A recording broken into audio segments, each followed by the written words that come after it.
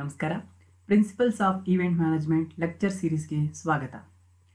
This is Sunil Kumar S, assistant professor handed, department of commerce and management, government first grade college, Mulbagal, Kolar district. ಇವತ್ತು, as I said earlier, the objective of my lecture series in Principles of Event Management is the objective is to provide students with a conceptual framework of event management, event services, conducting event and managing public relations. I am going to prepare a totally 5 lecture series in regarding to the principles of event management, and this is second lecture series. In this second lecture series, we are going to discuss Unit 2 of Principles of Event Management, that is Event Management Procedure. In this unit, we will cover the following points: principles for holding an event, general details, permissions, policies, government and local authorities, phonographic, performance license, utilities, 5 bridge ambulance catering, electricity, water, taxes applicable.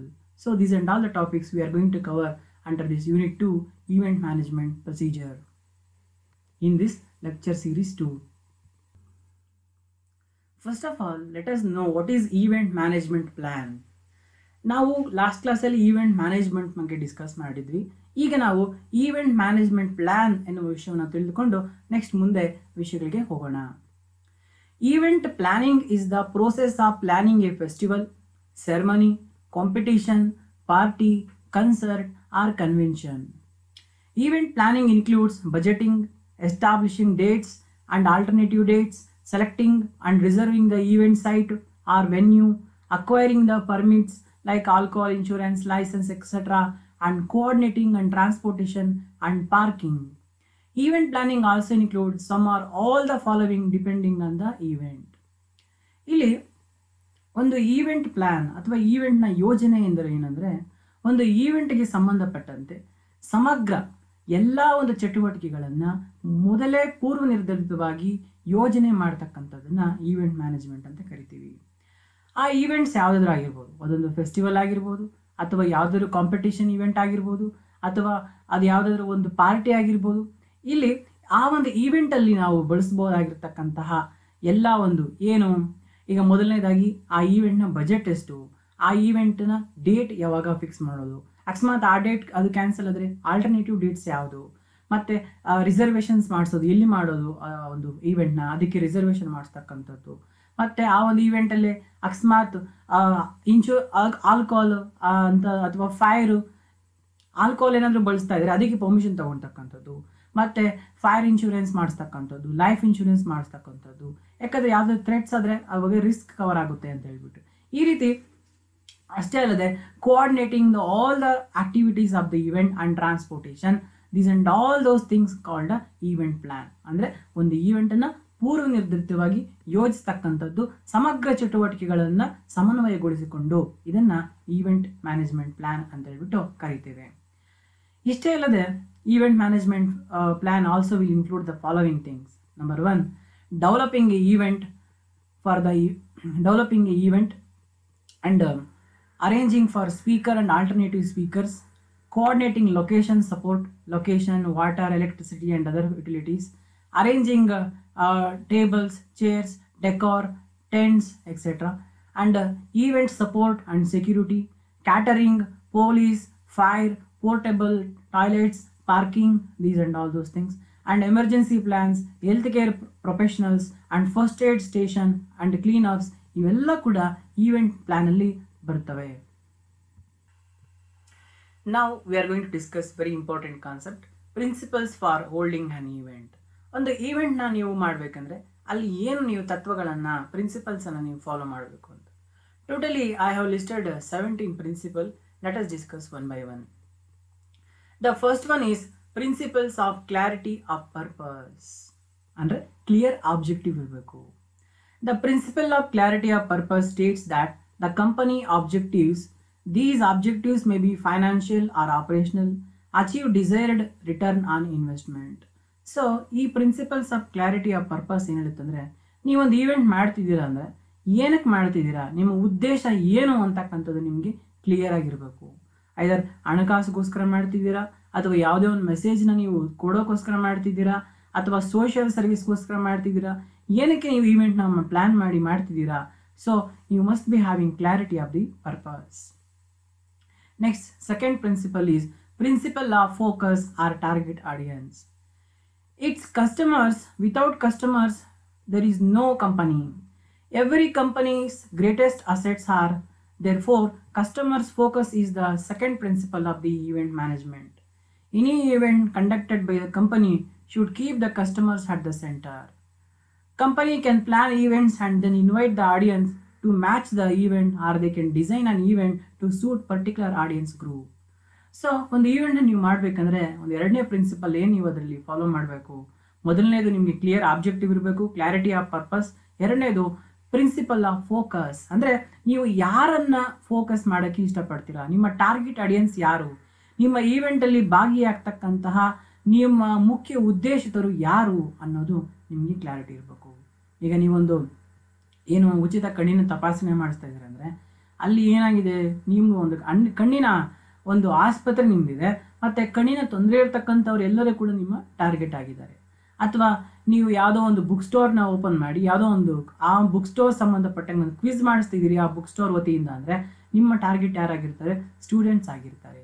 So ಈ ರೀತಿ you suppose to be ಒಂದು event ಮಾಡ್ತಿದ್ದೀರಿ ಅಂದರೆ ಈ suppose to be have the principles of focus of the target audience. So ನಿಮ್ಮ target audience ಯಾರು ಅನ್ನೋದನ್ನು ನೀವು ತಿಳ್ಕೊಂಡಿರಬೇಕು. ಇದು ಎರಡನೇ ಪ್ರಿನ್ಸಿಪಲ್, ಎರಡನೇ ತತ್ವ. And third one is principle of communication, ಅಂದ್ರೆ media contacts ಅಂತ. In the organization, it is objective and the goals of the organization should be made known to all equally essential to communicate to the external world about what the company is doing and why it is doing them. Company should make all efforts to reach the external world and communicate their existence and the worth of their existence in the market. The company should communicate to external world the value they are adding to the society by offering various services. Maintaining a good public relations is an essential requirement for an event management company. Event management company can make use of social media to make their existence felt in the market.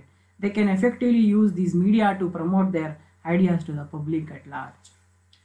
This principle of communication is very, very important. Or media contact. ನೀವೊಂದು event ಮಾಡ್ತಿದ್ದೀರಿ, ಆ ಮಾಡೋದು ಒಂದು ಹೆಚ್ಚಲ್ಲ, ನೀವು ಮಾಡ್ತಿರ್ತಕ್ಕಂಥ ಈವೆಂಟ್ನ external ವರ್ಡ್ಗೆ, ಹೊರಗಿನ ಪ್ರಪಂಚಕ್ಕೆ ನೀವು ಅದನ್ನು ತಿಳಿಸಬೇಕು. ಹೊರಗಿನ ಪ್ರಪಂಚಕ್ಕೆ ನೀವು ತಿಳಿಸೋದ್ರಿಂದ ನಿಮ್ಮ ಇರುವಿಕೆ ಹೊರಗಿನ ಪ್ರಪಂಚಕ್ಕೆ ಗೊತ್ತಾಗುತ್ತೆ, ಮತ್ತು ನಿಮ್ಮ ಜೊತೆ ಅವರು ಕಾಂಟ್ಯಾಕ್ಟಲ್ಲಿ ಇರ್ತಾರೆ, ಮತ್ತು ನಿಮಗೆ ಎಲ್ಲ ಒಂದು ಆ್ಯಕ್ಟಿವಿಟೀಸ್ಗೂ ಸಪೋರ್ಟ್ ಸಿಗ್ತದೆ. ಸೊ ನೀವು ಈವೆಂಟ್ಸ್ ಮಾಡೋದು ಎಷ್ಟು ಮುಖ್ಯನೋ ಆ ಈವೆಂಟನ್ನು ಎಕ್ಸ್ಟರ್ನಲ್ ವರ್ಡ್ಗೆ ತಿಳಿಸೋದು ಕೂಡ ಅಷ್ಟೇ ಮುಖ್ಯ ಆಗಿರ್ತದೆ. ಈ ಒಂದು ವಿಷಯವಾಗಿ ಪ್ರಿನ್ಸಿಪಲ್ ಆಫ್ ಕಮ್ಯುನಿಕೇಷನ್, ನೀವು ಯಾವ ರೀತಿ ಹೊರಗಿನ ಪ್ರಪಂಚಕ್ಕೆ ನೀವು ಮಾಡ್ತಾ ಇರ್ತಕ್ಕಂಥ ಈವೆಂಟ್ಸ್ನ ಮುಟ್ಟಿಸ್ತೀರಾ, ಅವರಿಗೆ ಮನವರಿಕೆ ಮಾಡಿಕೊಡ್ತೀರಾ, ಎಷ್ಟರ ಮಟ್ಟಿಗೆ ಮೀಡಿಯಾನ ಇನ್ವಾಲ್ವ್ ಮಾಡ್ತೀರಾ, ಸೊ ಸೋಷಿಯಲ್ ಮೀಡಿಯಾ ಆಗಿರ್ಬೋದು, ಮಾಸ್ ಮೀಡಿಯಾ ಆಗಿರ್ಬೋದು, ಎಷ್ಟರ ಮಟ್ಟಿಗೆ ಮೀಡಿಯಾನ ನೀವು ಇನ್ವಾಲ್ವ್ ಮಾಡ್ಕೊತೀರಾ, ಈ ಪ್ರಿನ್ಸಿಪಲ್, ಈ ತತ್ವನ ನೀವು ಮೊದಲೇ ನಿರ್ಧಾರ ಮಾಡಿರಬೇಕಾಗುತ್ತೆ. Next one is principle of connectivity, logistics ಅಂತ ಕರಿತೀವಲ್ಲ ಅದು. Events of the company may be held indoor or outdoor. The venue is decided based on the type of activities the company has planned for. If the event are conducted outdoor, it is really essential for the company to ensure proper logistic facility for the audience. There should not be any confusion regarding the mode of communicating to the venue. At the time of registration itself, the participant should be made clear about the logistics aspects. The participant should know the pick-up and drop points. Company should also ensure that the requirement of men and material are moved to the location well in advance to facilitate and desired preparation. ಇಲ್ಲಿ principles of connectivity ಅಂದರೆ ಎಲ್ಲರನ್ನ ಒಂದು ಜಾಗಕ್ಕೆ ಸೇರಿಸುವ ಒಂದು ತತ್ವ, ಅಥವಾ ಸರಕುಗಳನ್ನು ಸಾಗಾಟ ಮಾಡೋದು ಅಂತ ಹೇಳ್ಬಿಟ್ಟು ನಾವಿಲ್ಲಿ ಕರಿತೀವಿ. ಅದಕ್ಕೇನು ಅವರು ತತ್ವವನ್ನು ಅಳವಡಿಸ್ತಾ ಇದ್ದಾರೆ ಅಂತ ಅಂದರೆ, ಈವೆಂಟ್ಸ್ ಯಾವಾಗಲೂ ಕೂಡ ಇಂಡೋರಲ್ಲೇ ನಡೆಯಲ್ಲ, ಆಯಿತಾ, ಒಳಾಂಗಣದಲ್ಲಿ ನಡೆಯಲ್ಲ, ಆಚೆ ಕೂಡ ನಡೀತವೆ. ಕೆಲವೊಂದು ಟೈಮ್ ನದಿ ದಡದಲ್ಲಿ ನಡೀತವೆ, ಅಥವಾ ಇನ್ನೆಲ್ಲೋ ಕಾಡಲ್ಲಿ ನಡೀತವೆ, ಇನ್ನೆಲ್ಲೋ ಮರುಭೂಮಿಯಲ್ಲಿ ನಡೀತವೆ, ಈ ಥರ ಔಟ್ಡೋರಲ್ಲಿ ಕೂಡ ನಡೀತವೆ. ಅಥವಾ ಒಂದು ಬೆಟ್ಟದ ಮೇಲೆ ಊರಿಂದ ತುಂಬ ಆಚೆ ನಡೀತವೆ. ಅಂತಹ ಸಂದರ್ಭಗಳಲ್ಲಿ ಅಲ್ಲಿಗೆ ಬೇಕಾಗಿರ್ತಕ್ಕಂಥ ಎಲ್ಲ ಫೆಸಿಲಿಟಿನ ಯಾವ ರೀತಿ ನೀವು ಸರಬರಾಜು ಮಾಡ್ತೀರಾ, ಯಾವ ಟ್ರಾನ್ಸ್ಪೋರ್ಟೇಷನ್ನ ನೀವು ಅಳವಡಿಸ್ಕೊಂಡಿದ್ದೀರಾ, ಮತ್ತು ಪಾರ್ಟಿಸಿಪೆಂಟ್ಸ್ನ ಎಲ್ಲಿ ಪಿಕಪ್ ಮಾಡ್ತೀರಾ, ಮತ್ತು ಎಲ್ಲಿ ಅವರನ್ನು ಮತ್ತೆ ನೀವು ಡ್ರಾಪ್ ಮಾಡ್ತೀರಾ, ಇವೆಲ್ಲ ಒಂದು ವಿಚಾರಗಳನ್ನು ನೀವು ಮೊದಲೇ ಪೂರ್ವ ನಿರ್ಧಾರ ಮಾಡಿಕೊಂಡು ಒಂದು ಪ್ರಿನ್ಸಿಪಲ್ನ ಅಳವಡಿಸ್ಕೊಂಡಿರ್ಬೇಕಾಗುತ್ತೆ. Next fifth one is principle of facilitation or engaging the audience ಅಂತ. Company generates revenue because of the audience. ಆಡಿಯನ್ಸಿಂದಲೇ ಕಂಪನಿಗೆ ಒಂದು ಆದಾಯ ಅಂತಕ್ಕಂಥದ್ದು ಬರೋದು. It is the prime duty and concern of the company to engage the audience to offer them joyful experience. So ಇಂತಹ ಸಂದರ್ಭದಲ್ಲಿ ಆ ಒಂದು ಕಂಪನಿಗೆ ಮುಖ್ಯವಾಗಿರ್ತಕ್ಕಂತಹ ಒಂದು ಕರ್ತವ್ಯ ಏನು, ಆ ಆಡಿಯನ್ಸ್ನ ಅಲ್ಲಿ ಬಂದಿರತಕ್ಕಂತಹ ವೀಕ್ಷಕರನ್ನ ಏನು ಮಾಡಬೇಕು, ಸಂತೋಷವಾಗಿ ಇಡ್ತಕ್ಕಂಥದ್ದು ಅವರ ಮುಖ್ಯ ಕೆಲಸ ಆಗಿರ್ತದೆ. ಅದರ ಸಂಬಂಧಪಟ್ಟಂಗೆ this is the possible only if the company has arranged high profile speaker, good organising team. These team members engage the audience with their abilities. Entertainment activities, games, competition will keep the audience engaged. ಇಲ್ಲಿ ಅವರು ಏನು audience ಬಂದಿದ್ದಾರೆ, ನಿಮ್ಮ ಒಂದು participants ಬಂದಿದ್ದಾರೆ, ಭಾಗವಹಿಸ್ತಾ ಇದ್ದಾರೆ, ಅವರಿಂದಾನೇ ನಿಮ್ಮ ಈವೆಂಟ್ಗೆ ದುಡ್ಡು ಬರ್ತಕ್ಕಂಥದ್ದು. ಅವರನ್ನು ಯಾವ ರೀತಿ ನೀವು ನೋಡ್ಕೊಳ್ತೀರಾ, ಅವರನ್ನು ಯಾವ ರೀತಿ ಖುಷಿಯಾಗಿ ಇಡ್ತೀರಾ ಅನ್ನೋದು ಇಲ್ಲಿ ಮುಖ್ಯವಾಗ್ತದೆ. ಅವರನ್ನು ಖುಷಿಯಾಗಿ ಇಡೋಕ್ಕೋಸ್ಕರ ನೀವು ಒಂದು ಒಳ್ಳೆ ಟೀಮ್ನ ನೀವು ತೊಗೊಬೇಕು, ಒಳ್ಳೆ ಇನ್ಫ್ರಾಸ್ಟ್ರಕ್ಚರ್, ಒಳ್ಳೆ ಸೌಂಡ್ ಬರ್ತಕ್ಕಂತಹ ಒಂದು ಸ್ಪೀಕರ್ಸು, ಒಂದು ವೀಡಿಯೋಸು, ಒಳ್ಳೆ ಗೇಮ್ಸ್ನ ಆಡಿಸ್ಬೇಕಾಗುತ್ತೆ, ಅವ್ರನ್ನ ಒಟ್ಟಿನಲ್ಲಿ ಖುಷಿಯಾಗಿ ಇಡಬೇಕಾಗುತ್ತೆ. ಇದಕ್ಕೆ ನೀವು ಯಾವ ತತ್ವವನ್ನು ಅನುಸರಿಸ್ತಾ ಇದ್ದೀರಾ, what is your principles of facilitation ಅನ್ನೋದು, ಆರ್ ಎಂಗೇಜಿಂಗ್ ಆಡಿಯನ್ಸ್ ಅನ್ನೋದನ್ನು ಪೂರ್ವ ನಿರ್ಧಾರ ಮಾಡಿ ನೀವು ಫಿಕ್ಸ್ ಮಾಡಿರಬೇಕಾಗುತ್ತೆ. Next one is principle of promotion or giveaways ಅಂತ. The principle of promotion says companies should strive to promote their company in every activity they do. It is a good practice that the company gives some gifts to the participants. This is done to thank them for supporting the event. The quality of gifts should not tarnish the image of the company. Depending on what company might be able to give away an existing product. ಇಲ್ಲಿ principal of promotion ಅಂದರೆ ತನ್ನ company ಅದು ಮಾಡ್ತಾ ಇರ್ತಕ್ಕಂತಹ ಒಂದು ಕಾರ್ಯಗಳನ್ನು ಎಲ್ಲ ಜನಸಾಮಾನ್ಯರಿಗೆ ಮುಟ್ಟಿಸ್ತಕ್ಕಂಥದ್ದು ಮತ್ತು ಅದೇ ಜಾಹೀರಾತು ಮಾಡ್ಕೊತಕ್ಕಂಥದ್ದು, ಎಲ್ಲ ಜನರಿಗೆ ಗೊತ್ತಾಗೋ ರೀತಿ ಅದು ಮಾಡ್ಕೊತಕ್ಕಂಥದ್ದು. ಇದಕ್ಕೆ ಅದು ಹಲವಾರು ಒಂದು ವಿಧಗಳನ್ನು ಏನು ಫಾಲೋ ಮಾಡ್ತದೆ. ಒಂದು ಗಿಫ್ಟ್ಸ್ನ ಕೊಡ್ತಕ್ಕಂಥದ್ದು, ನಾರ್ಮಲ್ ಆಗಿ ಪ್ರಮೋಷನ್ ಮಾಡ್ಕೊಳ್ಳೋದ್ರಲ್ಲಿ ಗಿವ್ ಅವೇಸ್ ಅಂದರೆ ಏನೋ ಗಿಫ್ಟ್ಸ್ನ ಕೊಡು. ಯಾರೋ ಒಬ್ಬ ಪಾರ್ಟಿಸಿಪೆಂಟ್ಸ್ ಬಂದಿರ್ತಾರೆ, ಆ ಈವೆಂಟಲ್ಲಿ ಪಾರ್ಟಿಸಿಪೇಟ್ ಮಾಡಿರ್ತಾರೆ, ಅವ್ರಿಗೆಲ್ಲ ಒಂದು ಚಿಕ್ಕ ಪುಟ್ಟ ಗಿಫ್ಟ್ನ ಕೊಡ್ತಕ್ಕಂಥದ್ದು. ಆ ರೀತಿ ಅವರು ಆ ಈವೆಂಟ್ನ ಪ್ರಮೋಷನ್ ಮಾಡ್ತಾರೆ, ಎಲ್ಲರಿಗೂ ತಿಳಿಯೋ ರೀತಿ ಮಾಡ್ತಾರೆ. ಈಗ ಉದಾಹರಣೆಗೆ ಯಾವುದೋ ಒಂದು ಈವೆಂಟ್ ಮಾಡ್ತೀವಿ, ಯಾವುದೋ ಏನು ಹೇಳಿದ್ನಲ್ಲ, ಕೈ ತೊಳೆಯೋ ಒಂದು ಈವೆಂಟ್, ಕೈ ತೊಳೆಯೋದನ್ನ ಹೇಳ್ಕೊಡ್ತೀವಿ ಅನ್ನೋ event, how to wash hand ಅಂತ ಇವಾಗ ಹೆಚ್ಚು ಫೇಮಸ್ ಆಗ್ತಾ ಇದೆ ಈ ಒಂದು ಕರೋನಾ ಬಂದಿರೋದ್ರಿಂದ. ಸೊ ಆ ಒಂದು ಈವೆಂಟಿಗೆ ಬಂದಾಗ ನೀವೇನು ಮಾಡಬೇಕು, ಎಲ್ಲ ಆಡಿಯನ್ಸ್ಗೆ ಒಂದು ಫ್ರೀ ಸೋಪ್ನ ಕೊಡಬೇಕು. ಒಂದು ಹೊಸ ಸೋಪನ್ನ ಕೊಟ್ಟಾಗ ಅಲ್ಲಿ ಅವ್ರಿಗೆ ಆ ಒಂದು ಸೋಪು ಕೊಟ್ಟಾಗೂ ಆಗುತ್ತೆ, ಗಿಫ್ಟ್ ಕೊಟ್ಟಾಗೂ ಆಗುತ್ತೆ, ಮತ್ತು ನಿಮ್ಮ ಈವೆಂಟ್ ಪ್ರಮೋಷನ್ ಆಗುತ್ತೆ, ಮತ್ತು ನಿಮ್ಮ ಪ್ರಾಡಕ್ಟು ಪ್ರಮೋಷನ್ ಆಗುತ್ತೆ. ಆ ಪ್ರಾಡಕ್ಟ್ನ ಬ್ರ್ಯಾಂಡ್ ಕೂಡ ಎಲ್ರಿಗೂ ಕೂಡ ಮುಟ್ಟುತ್ತೆ. ಇದು ಏನಂತಾರಲ್ಲ, ಒಂದೇ ಬಾಣಕ್ಕೆ 4 ಅಕ್ಕಿ ಬೀಳ್ತವೆ ಅಂತ, ಆ ರೀತಿ ಒಂದೇ ಒಂದು ಈವೆಂಟಿಂದ 4 ವಿಷಯಗಳನ್ನು ನಾವು ಸ್ಯಾಟಿಸ್ಫೈ ಮಾಡ್ಬೋದು. This is all about principle of promotion. ನಾವು ಈ ಥರ ಯಾವ ಥರ ನಮ್ಮ ಈವೆಂಟ್ನ ಪ್ರಮೋಟ್ ಮಾಡಬೇಕು ಅನ್ನೋದನ್ನು ಮೊದಲೇ ನಾವು ಪೂರ್ವ ನಿರ್ಧಾರ ಮಾಡಿಕೊಂಡಿದ್ದು, ಅದಕ್ಕೆ ಒಂದು ತತ್ವವನ್ನು ನಾವು ಸಿದ್ಧತೆ ಮಾಡ್ಕೊಂಡಿರಬೇಕು. Next principle is principle of confidence. ಅಂದರೆ ready to take challenges or challenging questions ಅಂತ. People are curious listeners and learners. They would want to explore all possibility to gain more information about the event or the company. Therefore, the company should be prepared in advance for possible questions from audience or any of the participants. The person should not only give convincing answer, he should also give correct answer. ನೀವೊಂದು event ಮಾಡ್ತಿರ್ತೀರಿ, ಆ event ಮಾಡುವಾಗ ನಿಮಗೆ 4 ಜನ ಬಂದಿದ್ದಾಗ ನಿಮಗೆ 4 ರೀತಿಯಾಗಿರ್ತಕ್ಕಂಥ ಪ್ರಶ್ನೆಗಳನ್ನು ಕೇಳ್ತಾರೆ, ಅಥವಾ 4 ರೀತಿಯಾಗಿರ್ತಕ್ಕಂಥ ನಿಮಗೆ ಚಾಲೆಂಜಸ್ ಬರ್ತವೆ. ಆಗ ಎಲ್ಲ ಚಾಲೆಂಜಸ್ನ ನೀವು ಕಾನ್ಫಿಡೆಂಟಾಗಿ ನೀವು ಫೇಸ್ ಮಾಡಬೇಕು. ಅಥವಾ ಅವ್ರು ಕೇಳ್ತಕ್ಕಂಥ ಪ್ರಶ್ನೆಗಳಿಗೆ ನೀವು ಏನೋ ಒಂದು ಉತ್ತರ ಕೊಡೋದಲ್ಲ, ಸರಿಯಾದ ಉತ್ತರವನ್ನು ಕೊಡಬೇಕು. ಆ ಒಂದು ಆತ್ಮವಿಶ್ವಾಸ ನಿಮ್ಮಲ್ಲಿ ಇರಬೇಕು.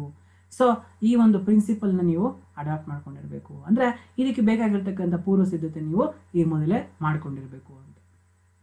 Next, principle of people management or providing proper staff. The success of any event is largely depend on how good the event was organized and coordinated. Therefore, it is necessary for the company to provide right people for the right activity. ಇಲ್ಲಿ principles of people management ಅಂದರೆ the event management team should delegate different activities to a responsible team head. ಇಲ್ಲಿ ಏನಾಗುತ್ತಪ್ಪ ಅಂತಂದರೆ ಒಂದು event management ನಡೀತಾ ಇದೆ, ಆ event success ಆಗುತ್ತಾ ಫೇಲ್ ಆಗುತ್ತಾ ಅನ್ನೋದಕ್ಕೆ ಮುಖ್ಯವಾಗಿ ನಿರ್ಧಾರ ಮಾಡ್ತಕ್ಕಂಥದ್ದು ಆ ಈವೆಂಟನ್ನು ಆರ್ಗನೈಸ್ ಮಾಡ್ತಕ್ಕಂತಹ ಟೆಕ್ನಿಕಲ್ ಸ್ಟಾಫ್. ನಾವು ಡಿಸ್ಕಸ್ ಮಾಡಿದ್ವಿ ಲೆಕ್ಚರ್ ಸೀರೀಸ್ 1 ಡಿಸಿಷನ್ ಮೇಕರ್ಸ್ ಎಷ್ಟು ಇಂಪಾರ್ಟೆಂಟ್ ಇದೆಯೋ ಟೆಕ್ನಿಕಲ್ ಸ್ಟಾಫ್ ಕೂಡ ಅಷ್ಟೇ ಇಂಪಾರ್ಟೆಂಟ್. ಆ ಟೆಕ್ನಿಕಲ್ ಸ್ಟಾಫ್ಗೆ ಪ್ರಾಪರ್ ಗೈಡೆನ್ಸ್ ಕೊಡಬೇಕು, ಪ್ರಾಪರ್ ಡ್ರೆಸ್ ಕೋಡು, ಪ್ರಾಪರ್ ಟ್ರೈನಿಂಗು ಈ ಥರ ಕೊಟ್ಟಾಗ ಆ ಪೀಪಲ್ನ ನೀವು ಚೆನ್ನಾಗಿ ಮ್ಯಾನೇಜ್ ಮಾಡಿದಾಗ ಈವೆಂಟು ಸಕ್ಸಸ್ ಆಗುತ್ತೆ. ಸೊ ಪ್ರತಿ ಒಂದು ಈವೆಂಟ್ ಮ್ಯಾನೇಜ್ಮೆಂಟ್ ಕೂಡ ಪ್ರಿನ್ಸಿಪಲ್ ಆಫ್ ಪೀಪಲ್ ಮ್ಯಾನೇಜ್ಮೆಂಟ್ ಅನ್ನೋದನ್ನ ಅವರು ತತ್ವವಾಗಿ ಅವರು ಅಳವಡಿಸ್ಕೊಳ್ಬೇಕು. ಅಂದರೆ ಪ್ರೊವೈಡಿಂಗ್ ಪ್ರಾಪರ್ ಸ್ಟಾಫ್, ಆಯಿತಾ, ಇದನ್ನು ಮೊದಲೇ ಅವರು ಪೂರ್ವ ನಿರ್ಧಾರ ಮಾಡಿ ಇದನ್ನು ತತ್ವವಾಗಿ ಅಳವಡಿಸ್ಕೊಳ್ಬೇಕು. ಇದರಿಂದ ಆ ಈವೆಂಟ್ ಮ್ಯಾನೇಜ್ಮೆಂಟ್ ಎಫಿಷಿಯನ್ಸಿ ಜಾಸ್ತಿ ಆಗುತ್ತೆ. Next one is principle of documentation regarding the event. A company should design and develop a proper documentation mechanism in the organization, for the system should be capable of capturing all activities in detail. ನಾವು ನೆನ್ನೆ discuss ಮಾಡಿದ್ದೀವಿ developing record keeping system ಅಂತ ಹೇಳ್ಬಿಟ್ಟು. ಅದರಿಂದ ಏನು ನಿಮಗೆ useful ಆಗುತ್ತೆ, ನೀವು ಒಂದು ರೆಕಾರ್ಡ್ ಕೀಪಿಂಗ್ ಸಿಸ್ಟಮ್ನ ನೀವು ಮಾಡಿದ್ದಾದರೆ ಅದು ನಿಮಗೆ ಯಾವ ಒಂದು ಈವೆಂಟ್ಸ್ ನಡೆದಿದ್ದಾವೆ ಅದನ್ನು ಭವಿಷ್ಯದಲ್ಲಿ ನಾವು ರೆಫರೆನ್ಸ್ ಥರ ಬಳಸ್ಬೋದು. ಮತ್ತು ಫ್ಯೂಚರಲ್ಲಿ ನಡೀತಕ್ಕಂತಹ ಒಂದು ಈವೆಂಟ್ಸ್ ರೆಕಾರ್ಡ್ ನೀವು ಈಗಲೇ ಮೇಂಟೈನ್ ಮಾಡಿದ್ರೆ ನಾವು ಅಂದ್ಕೊಂಡ ರೀತಿಯಲ್ಲಿ ಈವೆಂಟ್ ಆಗ್ತಾ ಇದ್ದಾವ ಇಲ್ಲ ಅಂತ ನಾವು ತಿಳ್ಕೊಳಕ್ಕೆ ಹೆಲ್ಪ್ ಆಗುತ್ತೆ. ಮತ್ತು ಅದು ಒಂದು ಡಾಕ್ಯುಮೆಂಟ್ ಮತ್ತು ಆಡಿಟ್ ಮತ್ತು ವಿಟ್ನೆಸ್ ಈ ರೀತಿ ಸುಮಾರು ಒಂದು ಅನುಕೂಲಗಳಿದ್ದಾವೆ ಅಂತ ನಾವು ಡೆವಲಪಿಂಗ್ ರೆಕಾರ್ಡ್ ಕೀಪಿಂಗ್ ಸಿಸ್ಟಮ್ ತಿಳ್ಕೊಂಡ್ವಿ. ಅಷ್ಟೆಲ್ಲ ಯೂಸಸ್ ಇರ್ತಕ್ಕಂತಹ ಒಂದು ರೆಕಾರ್ಡ್ ಕೀಪಿಂಗ್ ಸಿಸ್ಟಮ್ನ ಮ್ಯಾನೇಜ್ ಮಾಡ್ತಕ್ಕಂತಹ ಒಂದು ಪ್ರಿನ್ಸಿಪಲ್ ನಮ್ಮ ಈವೆಂಟ್ ಮ್ಯಾನೇಜ್ಮೆಂಟು ಹೊಂದಿರಬೇಕು. The company must be in a position to maintain all the records very systematically.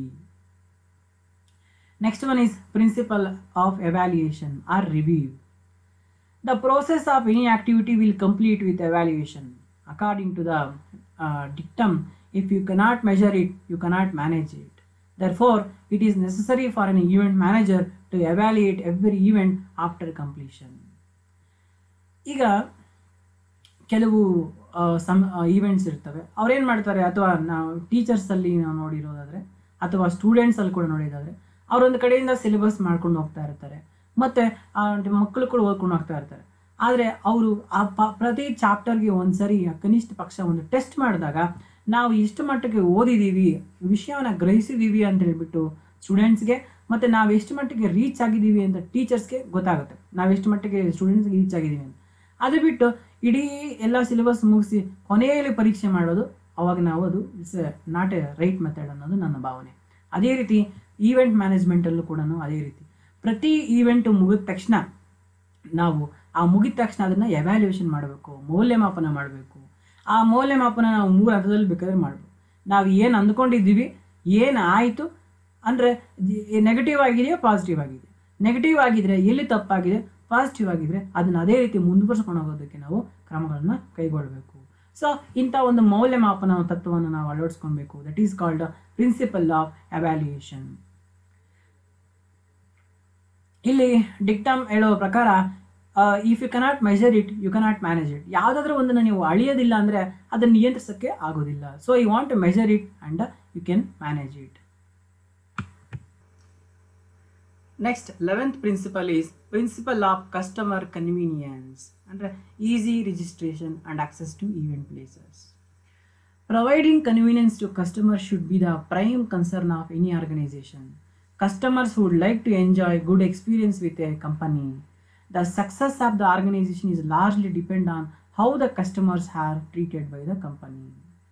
ಇಲ್ಲಿ ನೀವೆಲ್ಲರೂ ಕೇಳಿದರೆ ಕಸ್ಟಮರ್ ಇಸ್ ಎ ಕಿಂಗ್ ಅನ್ನೋ ಒಂದು ಮಾತು ನೀವೆಲ್ಲರೂ ಕೇಳಿದರೆ. Every business will success only based on their customer satisfaction.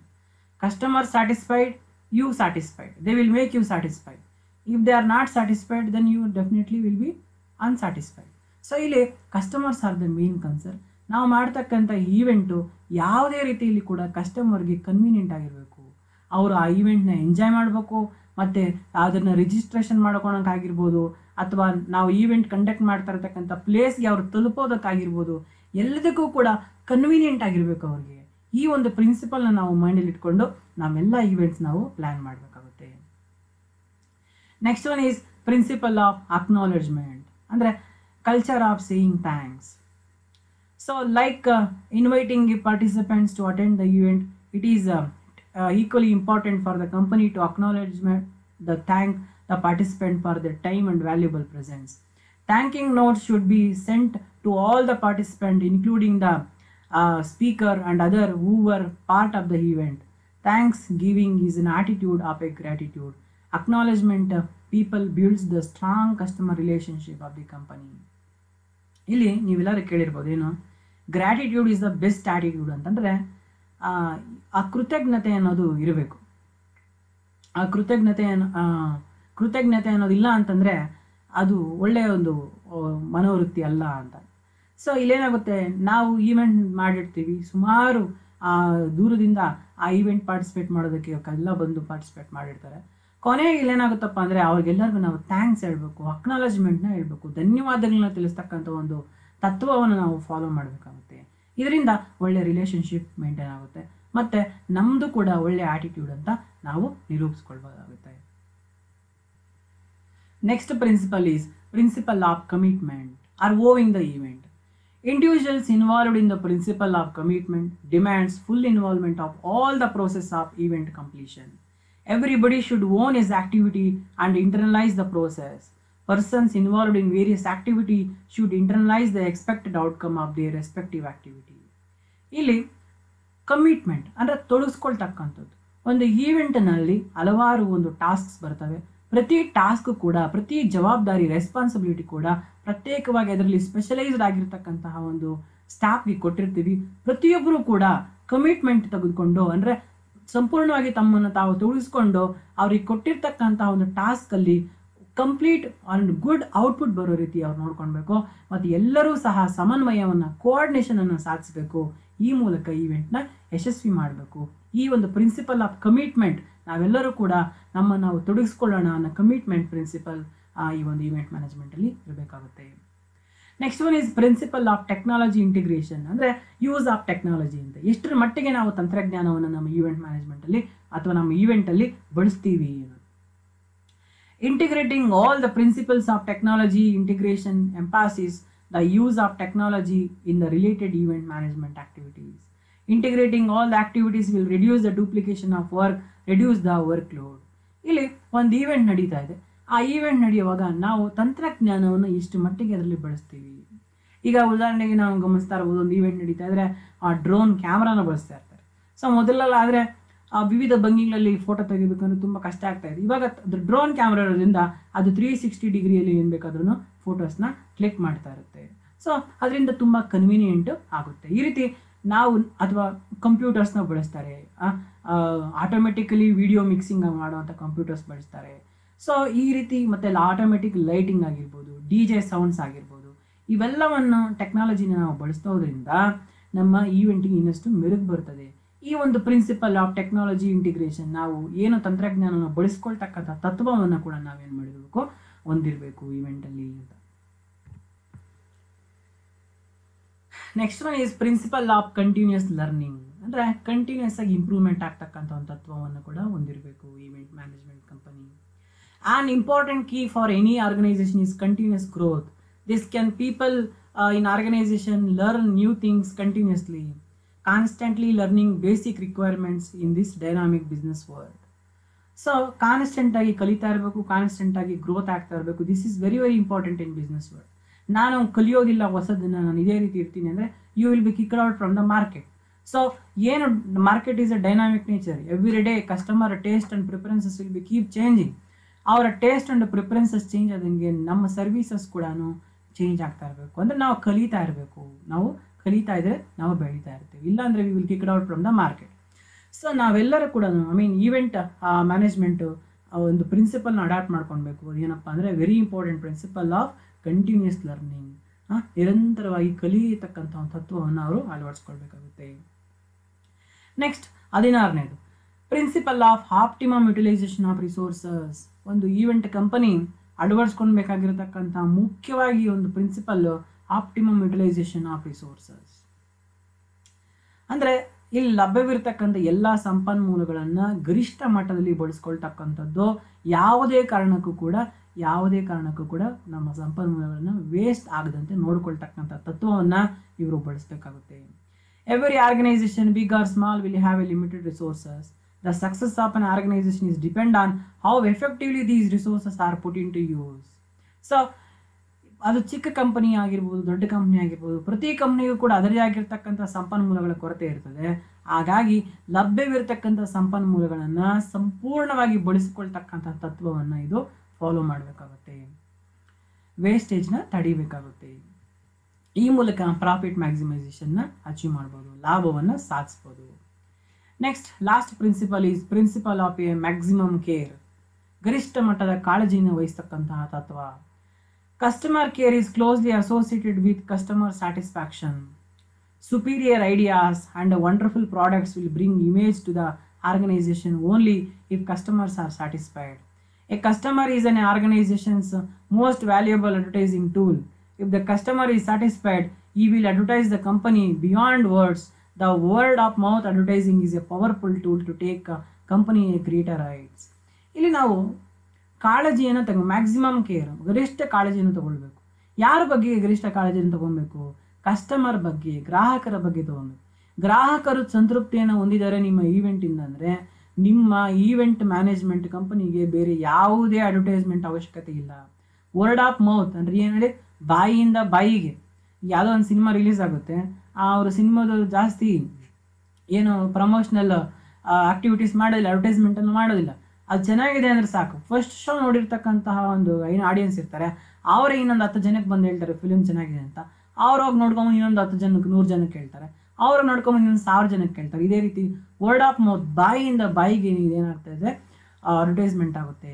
So ಹಿಂಗೆಲ್ಲ ಆಗಬೇಕು ಅಂತಂದರೆ, ಅಥವಾ ನಮ್ಮ ಬಿಸ್ನೆಸ್ ಸಕ್ಸಸ್ ಆಗಬೇಕು ಅಂತಂದರೆ we want to take care about maximum care. So every event management company is suppose to have principle of maximum care. ಗರಿಷ್ಠ ಕಾಳಜಿಯನ್ನು ತೆಗೆದುಕೊಳ್ಳುವಂಥ ತತ್ವವನ್ನು ಹೊಂದಿರಬೇಕು.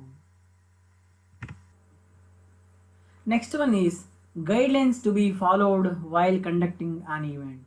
ಒಂದು ಈವೆಂಟ್ನ ಕಂಡಕ್ಟ್ ಮಾಡುವಾಗ ನಾವು ಯಾವೆಲ್ಲ ಗೈಡ್ಲೈನ್ಸ್ನ ಫಾಲೋ ಮಾಡಬೇಕು, ಯಾವೆಲ್ಲ ಸೂಚನೆಗಳನ್ನು ಫಾಲೋ ಮಾಡಬೇಕು ಅಂತ ಈಗ ಡಿಸ್ಕಸ್ ಮಾಡೋಣ. ಮೊದಲನೇದಾಗಿ general details. Number 1 guideline 1 venue suitability. ಅಂದರೆ ಯಾವ ಸ್ಥಳ ನಮಗೆ ಸರಿ ಹೋಗ್ತದೆ ಅನ್ನತಕ್ಕಂಥ guidelines. The following issues need to be considered when selecting a venue. ನಾವು ಒಂದು ಸ್ಥಳ ಏನೋ ಒಂದು ಈವೆಂಟ್ನ ಕಂಡಕ್ಟ್ ಮಾಡೋದಕ್ಕೆ ಒಂದು ನಿಗದಿ ಮಾಡಬೇಕಂದ್ರೆ ಕೆಳಕಂಡ ಅಂಶಗಳನ್ನು ನಾವು ಪರಿಗಣನೆ ತಗೊಳ್ಬೇಕು. Acceptance of the proposed event by neighbouring properties and tenants. So ನಾವೊಂದು ಈವೆಂಟ್ನ ಮಾಡ್ತಿದ್ದೀವಿ ಅಂದರೆ ಯಾವುದೋ ಒಂದು ಸ್ಥಳದಲ್ಲಿ, ಆ ಸ್ಥಳದ ಅಕ್ಕಪಕ್ಕದಲ್ಲಿ ಬೇರೆ ಈವೆಂಟ್ಸ್ ನಡೀತಾ ಇದ್ದಾವ ಇಲ್ವಾ ಅನ್ನೋದನ್ನು ನೋಡಬೇಕಾಗುತ್ತೆ. And proximity of suitable public transport. ಅಲ್ಲಿಗೆ ಸಾರಿಗೆ ಸಂಪರ್ಕ ಇದೆಯಾ? Off road parking of patrons. So ಅಲ್ಲಿ ಪಾರ್ಕಿಂಗ್ ವ್ಯವಸ್ಥೆ ಇದೆಯಾ? And off road parking set off and take down personnel. ಅಲ್ಲಿ ಉಳ್ಕೊಳ್ತಕ್ಕಂತಹ ಒಂದು ಸ್ಥಳ ಇದೆಯಾ? And provision for policing, first aid and command facilities. So ಅಲ್ಲಿಗೆ ಒಂದು ಪೊಲೀಸ್ ವ್ಯವಸ್ಥೆ ಆಗಿರ್ಬೋದು, ಪ್ರಥಮ ಚಿಕಿತ್ಸೆ ಆಗಿರ್ಬೋದು, ಮತ್ತು ಇನ್ನಿತರ ಒಂದು ಸೌಲಭ್ಯಗಳು ಲಭ್ಯ ಇದಾವ ಅಂತಕ್ಕಂಥದ್ದನ್ನು ನಾವು ನೋಡಬೇಕು. This is the first guideline venue suitability. ಸ್ಥಳವನ್ನು ನಿಗದಿ ಮಾಡ್ತಕ್ಕಂಥದ್ದು. ಈ ಒಂದು ಗೈಡ್ಲೈನ್ಸ್ ನಾವು ಪರಿಗಣನೆಗೆ ತೆಗೆದುಕೊಳ್ಬೇಕು. ಈ ಒಂದು ಸೂಚನೆ ಮೊದಲನೇದು venue suitability. This is the first guidance. Next guidelines 2 creating an accessible event. Promotional material for outdoor events establish viewing areas for mobility impaired people close to the mixer desk of. This usually have the only structure front of the house and it usually have a reasonable access via the restricted viewing at the rear of the mixer. ಇಲ್ಲಿ ನೀವು ಎರಡನೇ guidelines ಅಂದರೆ ನೀವು ಒಂದು ಈವೆಂಟ್ನ plan ಮಾಡುವಾಗ ಅದನ್ನು accessible ಎಲ್ರಿಗೂ ತಲುಪೋಯ್ತಿರ್ಬೇಕು. ಈಗ ಕೆಲವರಿಗೆ ಕೆಲವು ಏನು ಫಿಸಿಕಲಿ ಚಾಲೆಂಜೆಡ್ ಪೀಪಲ್ ಇರ್ತಾರೆ. ಸೊ ಅವ್ರಿಗೆ ನೀವೇನು ಮಾಡಬೇಕು, ವಿಶೇಷವಾಗಿರ್ತಕ್ಕಂಥ ಸೌಲಭ್ಯಗಳನ್ನು ಒದಗಿಸಿ ಅವರಿಗೆ ಫ್ರಂಟ್ ರೋಲ್ ಕೊಡಿಸ್ತಕ್ಕಂಥದ್ದು, ಆಯಿತಾ, ಈ ಥರನ ಮಾಡಬೇಕಾಗುತ್ತೆ. ಮತ್ತು ಸಾಮಾನ್ಯ ಜನಗಳು ಎಲ್ಲರೂ ಕೂಡ ಸ್ಟೇಜ್ ಹತ್ರ ಬರದೆ ಸ್ವಲ್ಪ ಡಿಸ್ಟೆನ್ಸ್ನ ಮೇಂಟೈನ್ ಮಾಡಬೇಕು. ಫಿಸಿಕಲಿ ಚಾಲೆಂಜ್ ಇರ್ತಕ್ಕಂಥವ್ರಿಗೆ ಮಾತ್ರ ಮೊದಲ ಸೀಟಲ್ಲಿ ಅವಕಾಶವನ್ನು ಕೊಡ್ತಕ್ಕಂತಹ ಗೈಡ್ಲೈನ್ಸ್ನ ನೀವು ಈವೆಂಟ್ಸು ಫಾಲೋ ಮಾಡಬೇಕಾಗುತ್ತೆ. Third one is preliminary event rating. Events are rated according to risk to assist approving authorities and emergency responders to allocate appropriate resources. High risk events require more through planning and surveillance. Low risk events will need far less security and resources. ಇಲ್ಲಿ the third guidance ಏನಪ್ಪ ಅಂದರೆ preliminary event rating. ನಿಮ್ಮ ಈವೆಂಟ್ಸ್ನ rate ಮಾಡಬೇಕು. ಅಂದರೆ ಇದು rating ಅಂದರೆ ಯಾವ base ಮೇಲೆ, ಇದು ಹೈ ರಿಸ್ಕ್ ಇದೆಯಾ ಅಥವಾ ಲೋ ರಿಸ್ಕ್ ಇದೆಯಾ ಅಂತ.